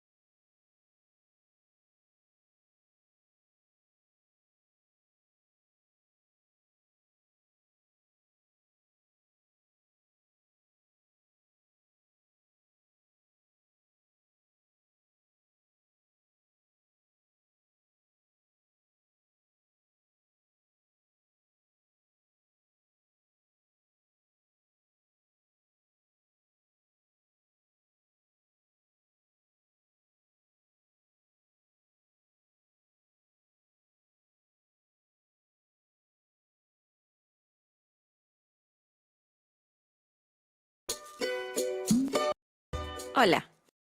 Aprender el idioma de Wikimedia. Suma una palabra al Wikcionario como nivel intermedio y escribe un artículo en Wikipedia como nivel avanzado. En Sube una foto ingresaremos a la sección destinada a Wikimedia Commons. Allí encontraremos una introducción al proyecto, seguido de un video tutorial y la opción para descargar el paso a paso en formato PDF. Debajo de los tutoriales encontrarán un listado de imágenes sugeridas para cargar. Una vez que cliqueamos en la opción Subir, entraremos a la campaña de Wikimedia Commons Cultura Wayuu, donde podrán subir todas las imágenes. En Suma una palabra, ingresaremos a la sección destinada al Wikcionario y Lengua Libre. Allí encontraremos una introducción a ambos proyectos, seguidos de un video tutorial que explica cómo cargar la palabra en cada uno, y la opción para descargar el paso a paso también en formato PDF, tanto para sumar la palabra escrita como para sumar la palabra hablada. Por último, encontrarán un listado de palabras sugeridas para cargar. Cuando cliqueamos en la opción Subir, nos envía al artículo de la incubadora correspondiente a esa palabra para poder sumar su definición. Por último, en Escribe un artículo, ingresaremos a la sección destinada a Wikipedia. Allí encontraremos una introducción al proyecto seguido de un video tutorial y la opción para descargar el paso a paso en formato PDF. Debajo, también, encontrarán un listado de artículos sugeridos para crear y mejorar. Cuando cliqueamos en la opción Editar, nos envía a la incubadora en Wayuu, donde podremos empezar a escribir nuestra historia.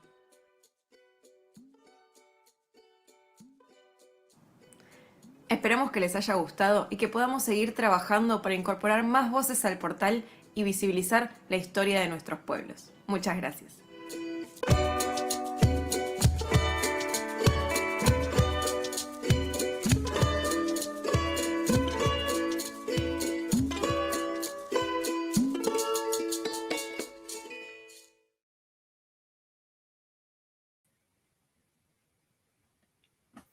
Right, so two things. Thank you very much to all the contributors for their videos there. Very much appreciated. We have run out of time, and it is now gone half past, which means that Jason Evans' video is still available in the pool, and I would fully recommend you take some time to watch it during one of the breaks. So apologies for not getting round to that. So we have a 27-minute break coming up. Next up, we have a workshop on unlocking the potential of digital language archives. Once that workshop is done, we'll be having a group photo in the social room on KikoChat. So be prepared for that. That will be at 1400 hours CEST. So yes, take the time to convert that to your local time zone. The next session will be on Zoom, so we shall see you there after a short break.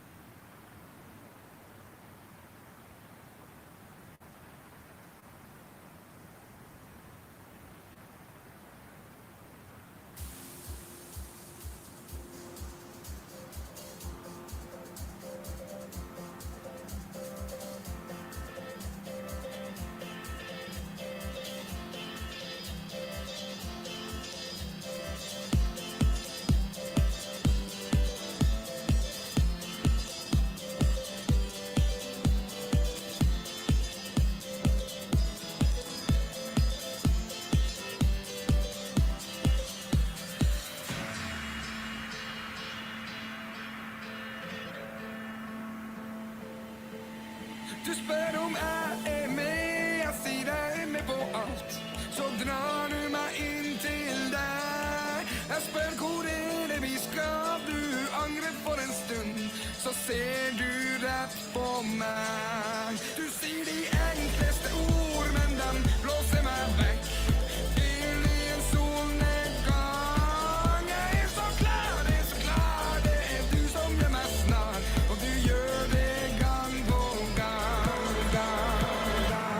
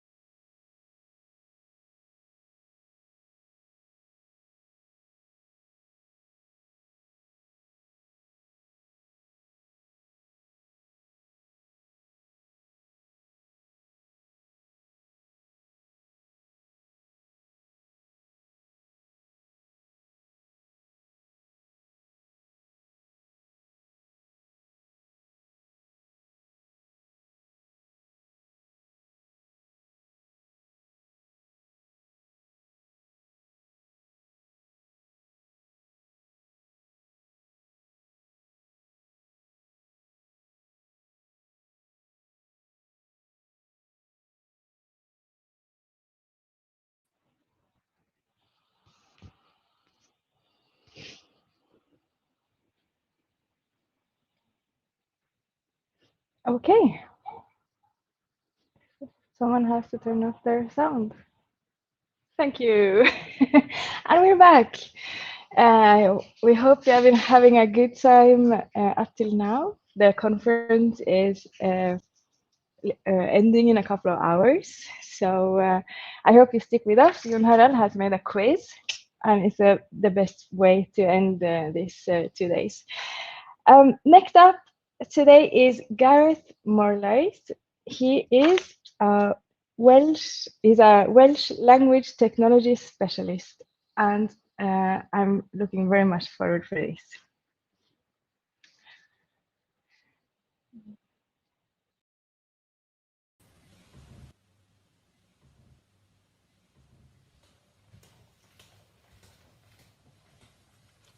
Helo, symai.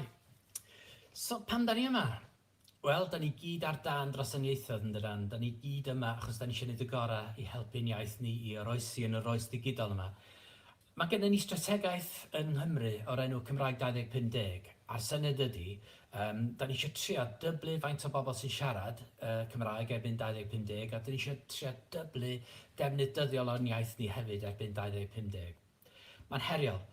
So, y cynyddu defnydd sy'n ddiddorol rili ydy, a dyma lle dwi'n meddwl mae Wikipedia yn mynd i fod yn bwysig.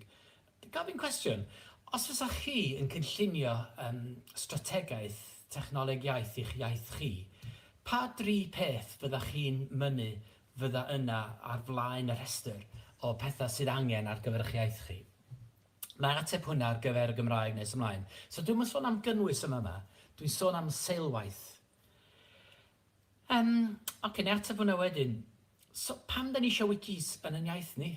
Pam na nhw ni jyst bod yn fodlon efo Saesneg? A beth sy'n digwydd os fysa faint o erthygla sy'n yn yn iaith ni'n cadw'r i fath a ddim yn tyfu? Wel, mae yna rhywbeth mwy i iaith na jyst iaith i hun. Un peth dwi'n meddwl sy'n ynghlwm hefo ieithoedd ydy diwylliannau. A dwi'n meddwl, hefo'r iaith Gymraeg, mae yna gymaint o fatha stwff wedi codio mewn i'n diwylliant ni drwy'r iaith. Dwi'n cofio ddari Carl Morris gwneud Twitter bot unwaith oedd yn gallu tweetio erthygla Cymraeg o Wikipedia oedd ddim yn bodoli yn Saesneg. A be ddech chi'n gweld wedyn oedd y pethau sydd yn gwneud ni fel Cymru yn wahanol i Saeson a trigolion eraill i Deyrnas Unedig. A dwi'n meddwl weithiau bod y cyfoeth yna yn cael ei tambrisio. A dwi'n meddwl bod Wikipedia falle amlwg i wneud i amlygu'r gwahaniaethau diwylliannol hynny. Yng Nghymru, mae yna draddodiad papur a bro. Dyma ein Caerdydd y Dinesydd, ac maen nhw wedi bod yn bodoli ers y 70au. Mae yna 52 ohonyn nhw, a beth sy'n neis ydy bob mis, mae yna wirfoddolwyr yn dod at ei gilydd ac yn plygu ac yn stafflo hein at ei gilydd ac yn dosbarthu nhw i'r siopa lleol. A mae hwnna'n bodoli oes y 70au, 80au. So beth sy'n angen ydy rhywbeth newid digidol, ac wrth gwrs mae Wikipedia yn un o'r pethau hynny sydd yn gallu cyfrannu ynghyd â hyperlleol a be arall sy'n yna. YouTube videos i raddau, ond diolch yn digwydd digon yn y Gymraeg, beth bynnag. Ond mae Wikipedia yn sicr, a mae'r gymuned o olygyddion Wikipedia Cymraeg yn greit, achos dwi'n meddwl hefyd bod Wikipedia yn bwysig i'r cwricwlwm mewn addysg, a mae Aaron Morris wedi profi hwn ar Ynys Môn, a be da chi'n weld ydy y sgiliau da chi angen i awduro a golygu a tynnu lluniau ar gyfer erthygl. Mae hynna'n sgiliau really handi ar gyfer cwricwlwm i profi bod chi yn rhywun fydd yn gallu symud ymlaen i brifysgol a falle fel yna. A hefyd mae gennych chi erthygl fedrwch chi lincio ato fo neu rhoi screen grab ohono fo yn eich CV i brofi bod chi wedi cael eich cyhoeddi ar un o wefannau mwyaf byd. A mae hwnna'n rili, mae'n helpu efo balchder y dysgwyr unigol yn dydi. Dwi'n meddwl, un o'r pethau dwi'n rili ar dan dros fo ydy y ffaith bod erthygla Wikipedia yn cofnodi diwylliant iaith. A dwi'n meddwl bod hwnna ddim rili yn cael y sylw ma'n heiddi. Dim bod o'n museum o eiria, ond bod o'n, da ni'n diogelu'n diwylliant trwy i recordio. Cwestiwn i chi rili ydy beth sy'n gwneud diwylliant eich iaith chi yn wahanol i ddiwylliannau eraill. Sut fedrwch chi ffocysu ar hwnna blaenoriaethu erthygla a lluniau a fideos am hynny a'i cyhoeddi nhw ar Wikicommons, fel bod nhw'n gallu cael eu lledaenu dros y byd i gyd a bobl yn gallu dysgu mwy am eich diwylliant a'ch iaith chi. Yng Nghymru, da ni wedi cyhoeddi cynllun gweithredu technoleg Cymraeg, a mae yna dros 20 o becynau gwaith, a mae Wikipedia yn un ohonyn nhw. Ond i ddechrau'r cyflwyniad, nes i ofyn cwestiwn i chi a gofyn, tasach chi'n blaenoriaethu 3 peth ar gyfer strategaeth technoleg iaith, be fydden nhw? Wel, i'r Gymraeg, dyma'r 3 sydd gennym ni. Yn gyntaf, lleferydd, yn ail, cyfieithu, ac yn drydydd, deallusrwydd, artificial, sgwrsiol. So, jyst i sôn chydig am hwnna, really. Lleferydd. O'n i arfer teipio'r cyfrifiadur, wedyn gathon ni llygoden, wedyn gathon ni'r touchscreen, ond erbyn hyn, da ni'n siarad i'n dyfeisiadau, ond y drwg ydi, yn Saesneg dwi'n gofio siarad. A dwi'n meddwl bod cracio lleferydd yn rili mynd i helpu. So, drwy lleferydd, dwi'n cyfeirio at y gallu'r peiriant sy'n droi be dwi'n deud i mewn i dyda is-deicla ar fideo yn automatig, neu bod fi'n gallu, dyda bod fi'n blentyn efo dyslexia sy'n dysgu a dwi eisiau gwrando ar y testyn sy'n ar y dudalen, bod yna text readers a text-to-speech yn gallu helpu fi efo hwnna.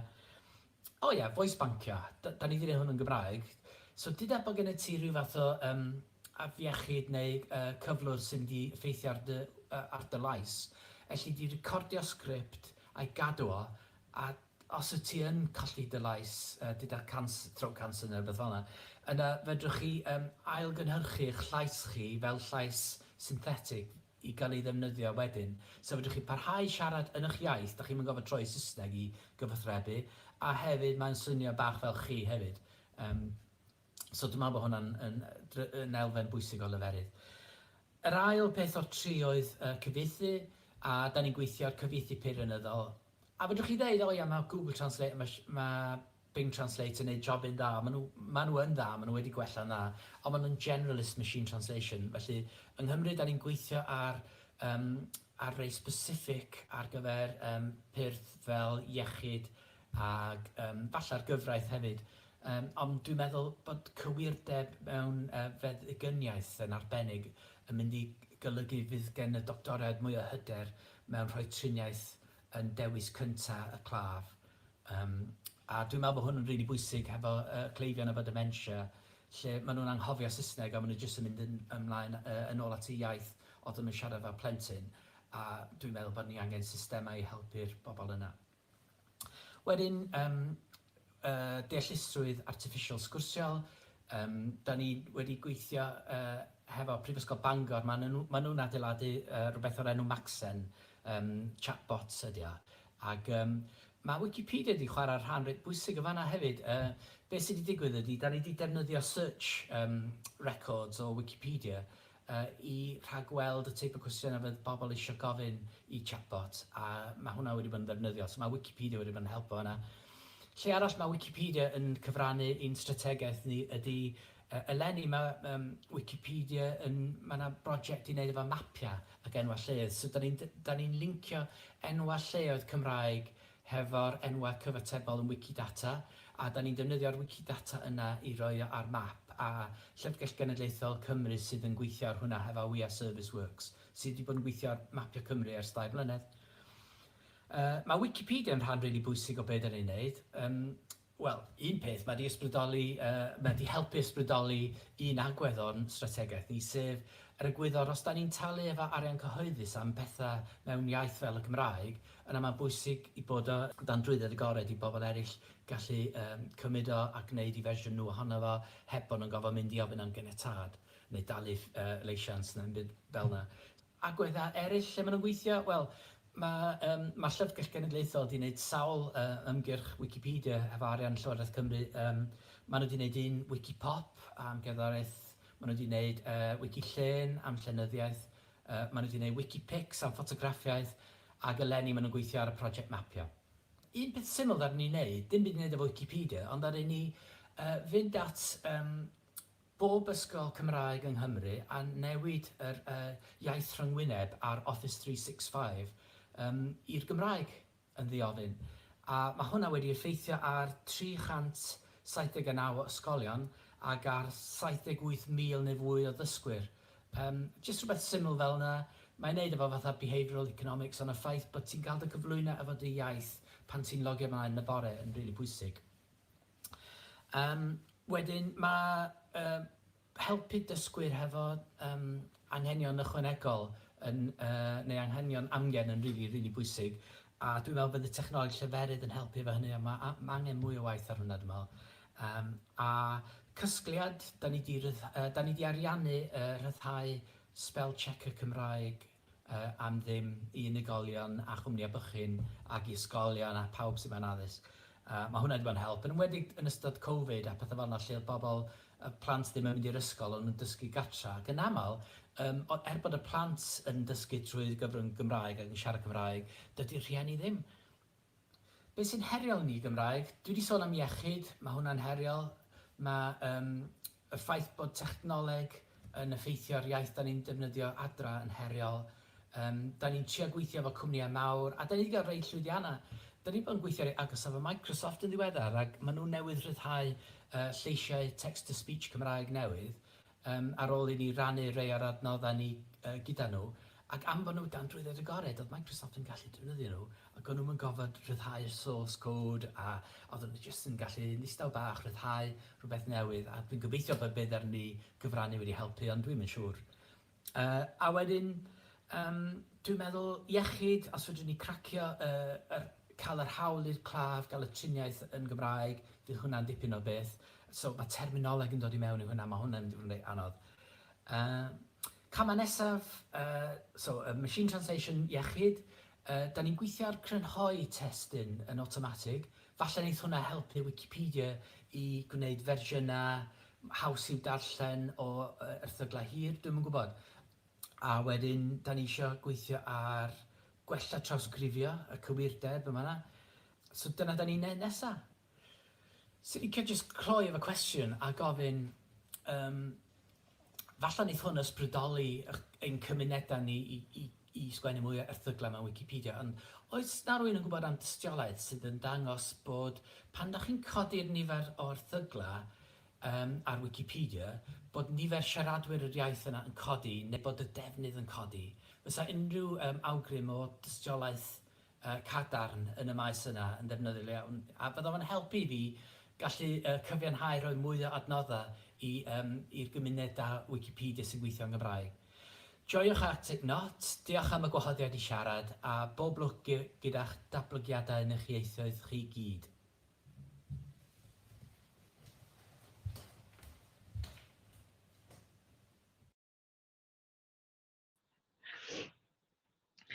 Thank you, Gareth. If anyone have questions, I have noticed that he is present in the Telegram chat, so it would be nice to take them there. For the last session today, we have Jean-Philippe from Canada, currently in Mexico, that is going to present a Wikipedia project from Canada. He was supposed to be joined by Benoit Rochon, but he will not be here because he is getting his vaccine, which is something we have seen in several people in this conference. So I guess it's a very interesting thing. Okay, Jean-Philippe.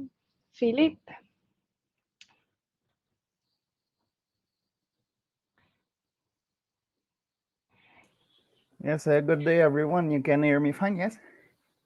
Very fine. Okay, so as she said, I am Jean-Philippe Bellin, and I'm from, I work with Wikimedia Canada. And today I'm here to talk about the project that we've been leading with the Atikamekw First Nation. I will share.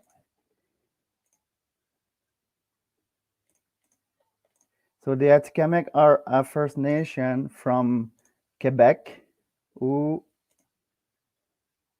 mainly, and they are 8,000 members, and they're divided in 3 communities, which each speak its own dialect.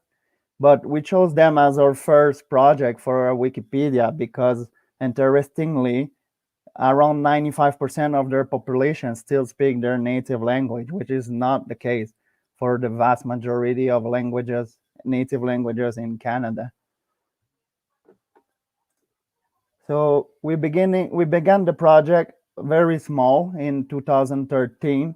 I was approached by a linguist, a German linguist, interestingly, who was doing a research thesis in Canada with the Atikamekw, and the computer class teacher of the high school, local high school in the Atikamekw community of Manawan. And they wanted to make the students write on Wikipedia in their language. So obviously I jumped on the occasion, and that's how we started. I took care of the technical aspect, and the students in class wrote content. And after that, there was some coverage on national broadcast about this project.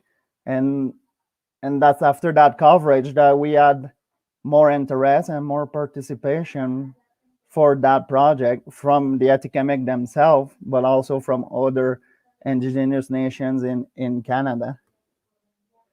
So that's when in 2016, we really started the project itself, thanks to a project grant from the Wikimedia Foundation. So we organized a first in-person meeting in Manawan, where some volunteers from Wikimedia Canada, including myself, went to meet the Atikamekw there, joined by two university professors that are experts in communication and Indigenous studies, to make sure that we do things right. And we make sure that we included in the members of the nation, there was elected members of the councils, the school director, teachers from the high school, some elders, the language keeper of the community. So it was very important for us to get approval from their authorities since the beginning to make sure that the project was accepted. So what we did after that meeting was to create a working group to coordinate the project. And one of the first steps that we needed to do, because the student during that time kept writing articles on Wikipedia in the incubator in class, but in order to get the Wikipedia outside the incubator, we needed to translate the MediaWiki interface, and that proved to be a big challenge for different reasons. And in total, they needed to translate around 600 words and expression. And a problem was that many of those expressions didn't exist in their language. So they needed to create new words or expression. And it was very important. What we noticed, it was very important for them to reuse some words from the territory, some ancestral words that they don't really use anymore. They wanted to give them new purpose in the computer world. And an example that they kept giving us is in most Indo-European languages, such as French or English, the tools that we use to point on the computer, we call it a mouse. But for them, they say it will make no sense at all to call that a mouse because it's just a rodent. So they translated it with just tool to click. So it's just one of many examples. They created a Facebook chat group at the beginning to translate the MediaWiki interface. And one thing that I learned, and I needed to insist with them and other volunteers from Wikimedia Canada, was that it doesn't need to be perfect in the beginning, because they could chat for 2 days, 3 days to translate one word. And I say, you're never gonna finish the 600 that way. It's a wiki, you can change it after. And once that concept was understood, it went pretty fast after that. And we officially launched the Wikipedia the following year in 2017 outside the incubator. And to celebrate that, there was a radio show in Manawan, a 3-hour special show just to talk about the Wikipedia, and they read articles on the radio. And coincidentally, in 2017 was Wikimania in Montreal. So we took that opportunity to invite the Moose Town drummers, which are our traditional singers and drummers from the Atikamekw, to do the opening ceremony. And throughout the conference, there was many presentations from the Atikamekw.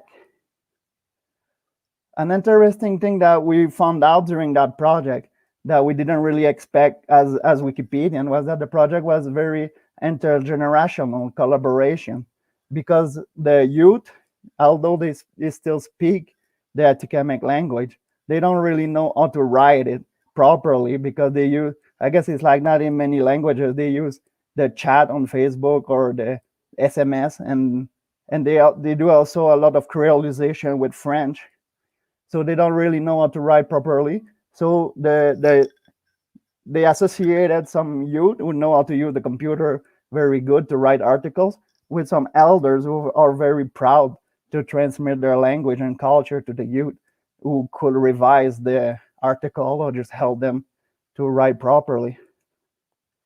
So now today in 2021, we have over 1,500 articles on the Wikipedia in Atikamekw. And one thing that I added on the slide is that there's 3 administrators on that Wikipedia that are from the Atikamekw First Nation. And that was also something important for us since the beginning, that they need to administrate their own Wikipedia. It cannot be us who do it. And we provided training to them at the beginning of the projects. So after Wikipedia, there was many other projects that led to other interesting initiatives, such as the Niteskinan in pictures. The one thing that the Atikamekw mentioned since the beginning when they were writing their Wikipedia is that they didn't have any very good images, or they complain about the pictures about themselves on the other Wikipedias in French or English. And I said, but is the only thing available on Commons? And it was very old picture, and usually from outsider from the community who took them. So we organized a contest to take pictures for the first time in 2017. So like that, we have more content pictures from relevant to them for their own article, but also pictures to illustrate all languages Wikipedia with more modern images from them.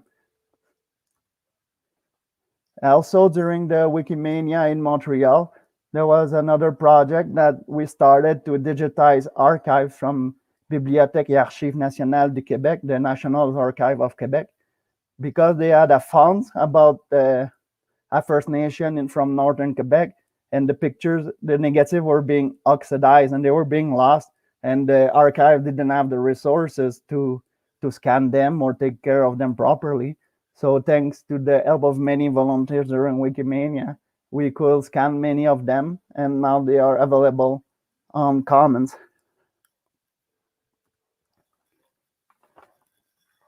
After that, it led to another project locally in Manawan, also to scan pictures, where the local Wiki Club organized some evenings where they invite the population to come and scan their own family pictures. And the ones that are useful, they are uploaded to Commons, and they can be reused like that on the Wikipedia.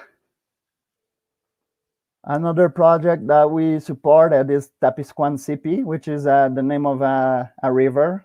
In French, the name of that river is Saint Maurice, but the traditional name is Tapisquan.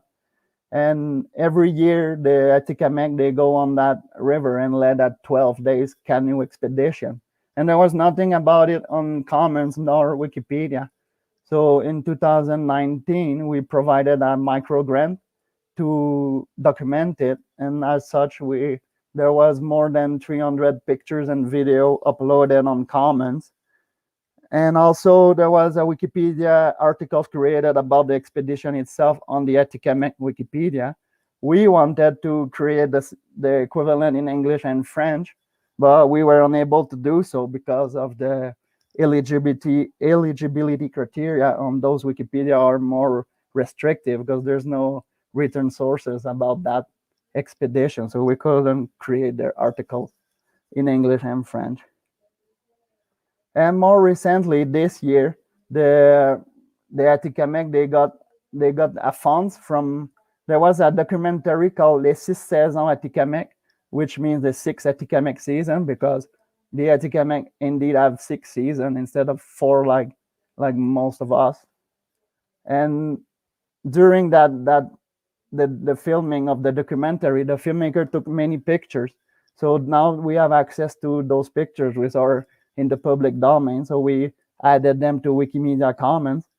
and we are organizing with documenting them in order to make sure that they can be reused on Wikipedia and elsewhere. So to identify what is on the pictures. Another interesting project that I'm sure already been talked about during this conference is Lingua Libre, which is developed by Wikimedia France, and that we can use to record the language, the words, I mean. So in Canada, we use it to record words in Indigenous languages. And obviously we started with the Atikamekw language, and now there are over 500 words that we recorded during Wikimedia in Montreal. We started, but after we did other sessions in Manawan. And those recordings are being reused on Wikipedia, the Wiktionary, and the Wikiversity. As an example here, there's an introduction to Atikamekw language class that I created on the French Wikiversity, which use all the many files from Lingua Libre, so you can hear the words. Another thing that I want to mention is the governance. Since the beginning of the project, we made sure that the Atikamekw First Nations were leading their own projects, and that led to other groups. For example, in 2018, we found the Wikimedia of North American Indigenous Languages was created and officially recognized, and that goal is just to expand the Atikamekw project to other Indigenous languages in Canada and the US. They also created a wiki club. The wiki, I will butcher the name, but I don't know how to pronounce it properly, but the Wiki Club Atikamekw, which is the traditional name of Manawan. And they founded it in 2017, and is still one of the most active wiki clubs in the country. And then here on the right, you see the picture of Thérèse Ottawa, which is one of the coordinator of the project from the Atikamekw community of Manawan since 2016.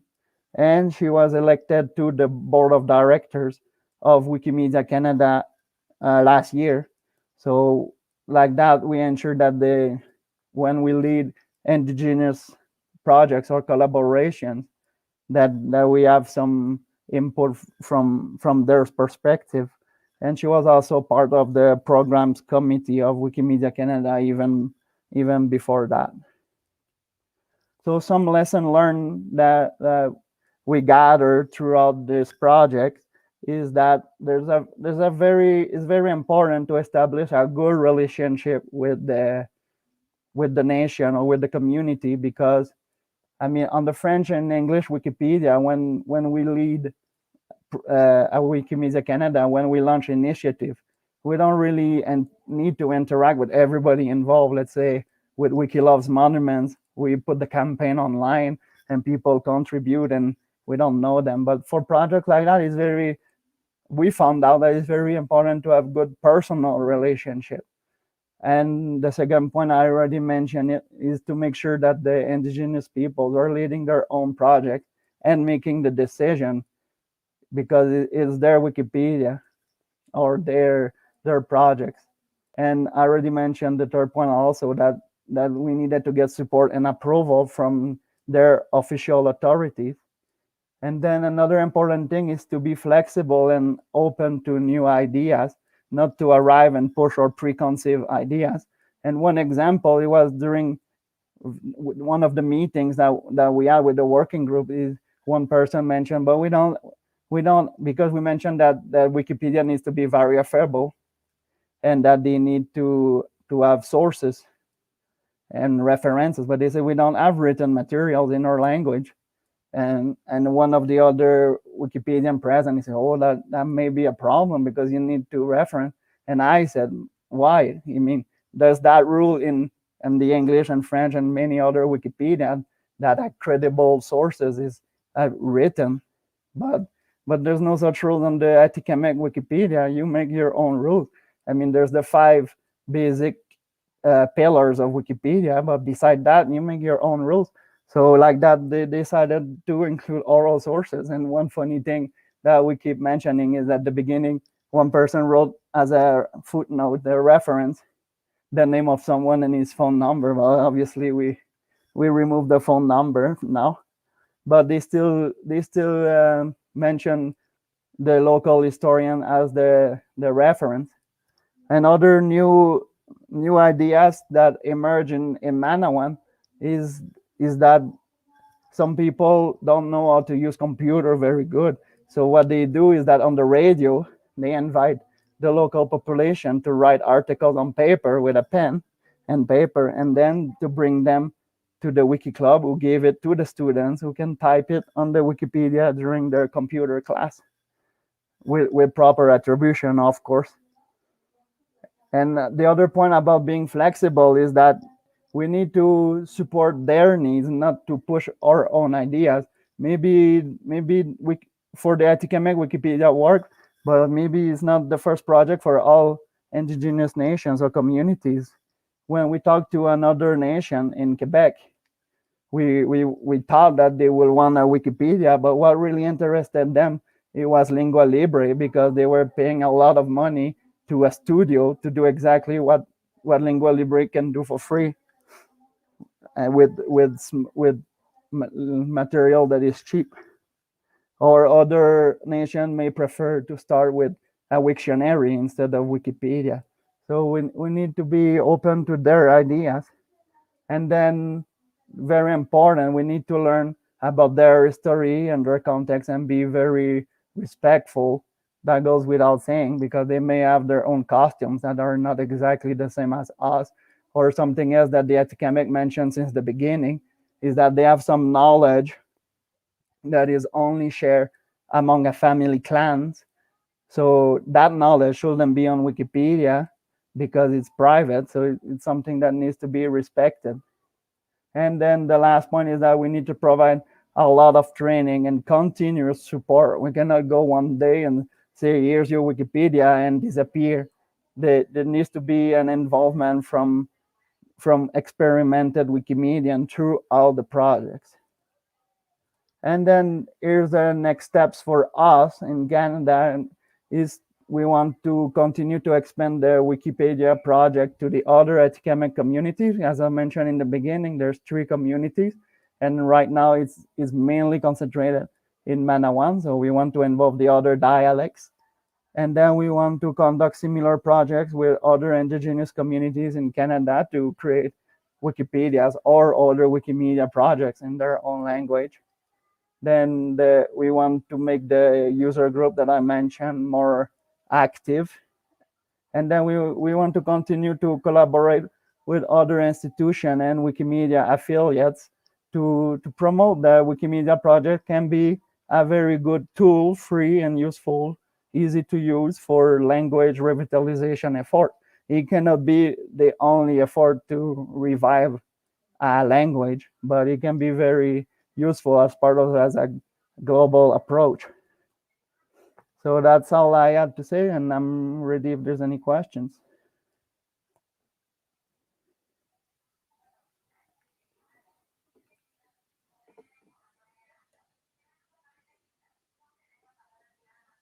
En from there. Thank you, Jean-Philippe. We have one question from Kimberly. She is asking, have you done any work with traditional knowledge labels for the knowledge that shouldn't be on Wiki? Yes, exactly. The Atikamekw, they came up with a 3-layer approach. They said that there's some knowledge that cannot be on Wikipedia, that is only the family. And then they said that some knowledge is kind of local, and so they decided we can write it in Atikamekw on our Wikipedia, but we won't put it ourselves on the English and French or Wikipedia, but maybe someone will translate it because it has open source. But I mean, how many people speak Atikamekw that are not part of their community? So that was a risk that they were willing to take for some knowledge. And then there was the wider category of everything that they put on every Wikipedia. And on the Atikamekw Wikipedia, one of contributor developed some labels actually, and there's medicinal knowledge, or there's knowledge from the local historian that I mentioned, Gilles Ottawa. So he developed some labels that he can put on the articles, just to ask, and it's not, of course, something that can be enforced because it's free license, but it's just asking people to be respectful, and we hope that people understand. Very nice. Thank you. I have, let's see if there is another question here. No, that was from Vignero. He says no questions, but thanks a lot. Amir is asking that he's a bit surprised that content translation is almost unused on the Atikamekw Wikipedia. Don't you translate any articles from other languages? Or do you prefer to write everything from scratch? Yeah, the tool is not being used. That's true, and mainly that's because the articles are written by the students in class, and they're developed from scratch. And that's another thing that I wanted to mention. Maybe be open to new ideas. The way that we structure knowledge in Occidental world may be different to the way that they structure language in indigenous communities. So maybe the Wikipedia page with introduction and all the sections and all the way that we do it is not the same way that they want to do it on their Wikipedia, which the content translation cannot do because it translates section by section. So that's another reason. That's a very interesting aspect. Yeah. No, that was not a question. Kim is responding, saying it sounds like a really great system. Thank you. And Amir is Ramsey is asking something. I guess Amir will respond. If there are no more questions, I think we will conclude. If I can say, it has been so nice to see this presentation. We have been in touch with art and feminism, and almost got to meet Therese, but we never actually managed to have a meeting with her. But it's very nice to finally see like the whole overview of the work that has been done. It's very useful for us in our work, and I see it's many others respond the same. So thank you very much, Jean-Philippe. I think we are now going to take a little break. We are finished a bit before time, but I think we will still wait until 7 our local time for the concluding remarks and for the quiz. So I hope you stick around, and in 20 minutes we will meet in Zoom. Is that true? No, we will stay here. Okay, sorry. So 20 minutes and we see you again. Thank you.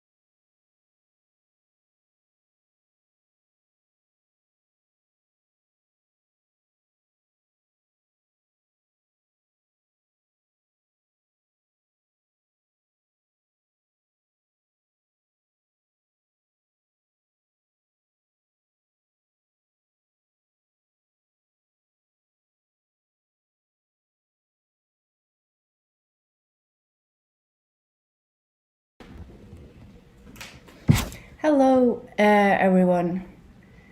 Now the conference is soon over. It has been 2 full days of so many interesting presentations and discussions about underrepresented and indigenous languages and their use and visibility on the Wikimedia projects.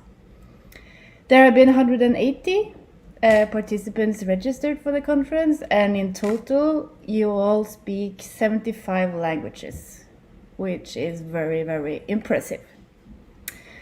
And one of the things I have been reminded about several times during the conference is that the Wikimedia projects are a reflection of the societies around us and a reflection of the power structures in our societies. And I think this means that we really need to allow ourselves to have a long-term perspective in the work for supporting underrepresented and indigenous languages.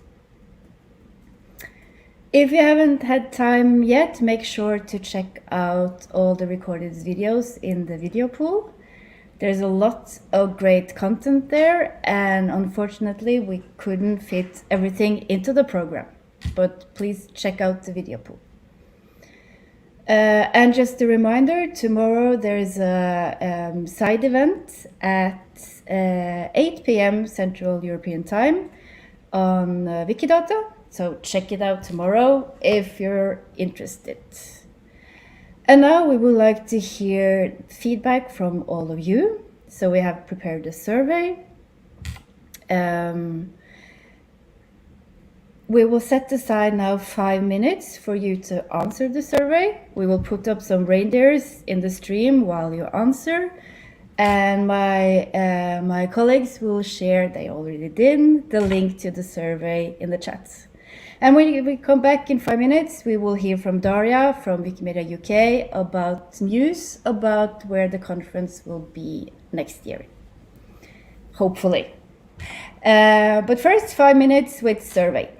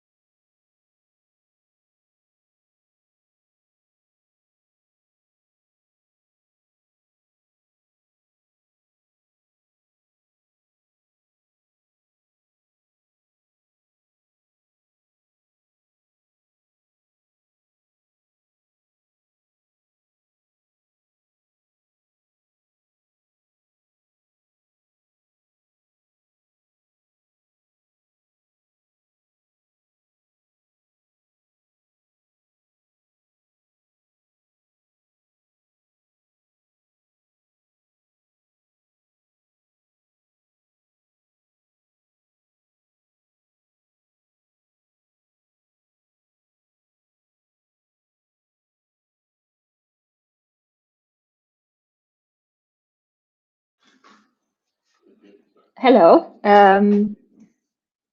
So I think this is now my time to give my closing remarks. I'm hoping. I think so. And if not, I hope you will enjoy my thoughts as you work on your survey. But my thoughts are a bit reflective as well, so maybe it will work. So again, I'm Daria Cebulska from Wikimedia UK. I was one of the few co-organizers of the conference.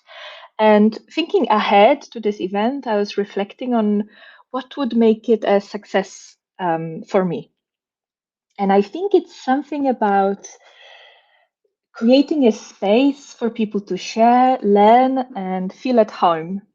And when I say at home, I don't mean that we're not in Tromsø. I just mean that it's a space, it's a conference where you feel that people will understand your problems and your situation, and you don't have to constantly explain the challenges, but also the successes you have with your language communities. And I hope you experienced some of that in the last 2 days. For me, I definitely was quite touched, quite a few moments speaking, for example, hearing about people talking about the joy of experiencing their language online and having your own voice heard and recognized. Like I said in my opening comments yesterday, Wikimedia UK has been supporting the Celtic Knot conference since the inception in 2017, always in partnership with host organizations. And for this conference, I think back to Wikimania in Stockholm 2 years ago, where I was talking with Astrid from Wikimedia Norway, and we were dreaming up this conference, dreaming how it could be to host it in Tromsø, involving the Arctic University of Norway and Sami Parliament. We were very excited about that. And for me, this event has always been an event for the community, but involving important institutions, important language institutions like that, makes me feel that this event is a part of something big and important. And over the last 2 days, things like talking about UNESCO Decade of Indigenous Languages or the European Language Technology Research really confirms that for me, that we can be and have power to be a part of something big, and that we can use the power of the Wikipedia brand to support and grow our language communities. So I think it's important to keep this space that we have here, keep it going. And so to close, I'd like to say that Wikimedia UK will work to make sure that there will be a Celtic Knot in 2022. We will share details once we are ready, but for now, I can just say that wherever it will be, on behalf of Wikimedia UK, I look forward to sharing, supporting, and learning together with you next year. And that is it for me. And I think it might be over maybe to Jon to explain our closing social event.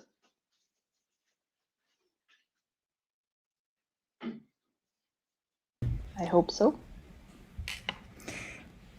Thank you so much, Daria. I just wanted to jump in before the quiz and say, make sure to thank everyone for taking part, to all the participants and to all the team here at our office in Oslo, and also, of course, the organizing team, the Wikimedia UK, Wikimedia Deutschland, the Arctic University, Wikitongues, and Art and Feminism. It's been great working with you, and we look so much forward to the conference next year.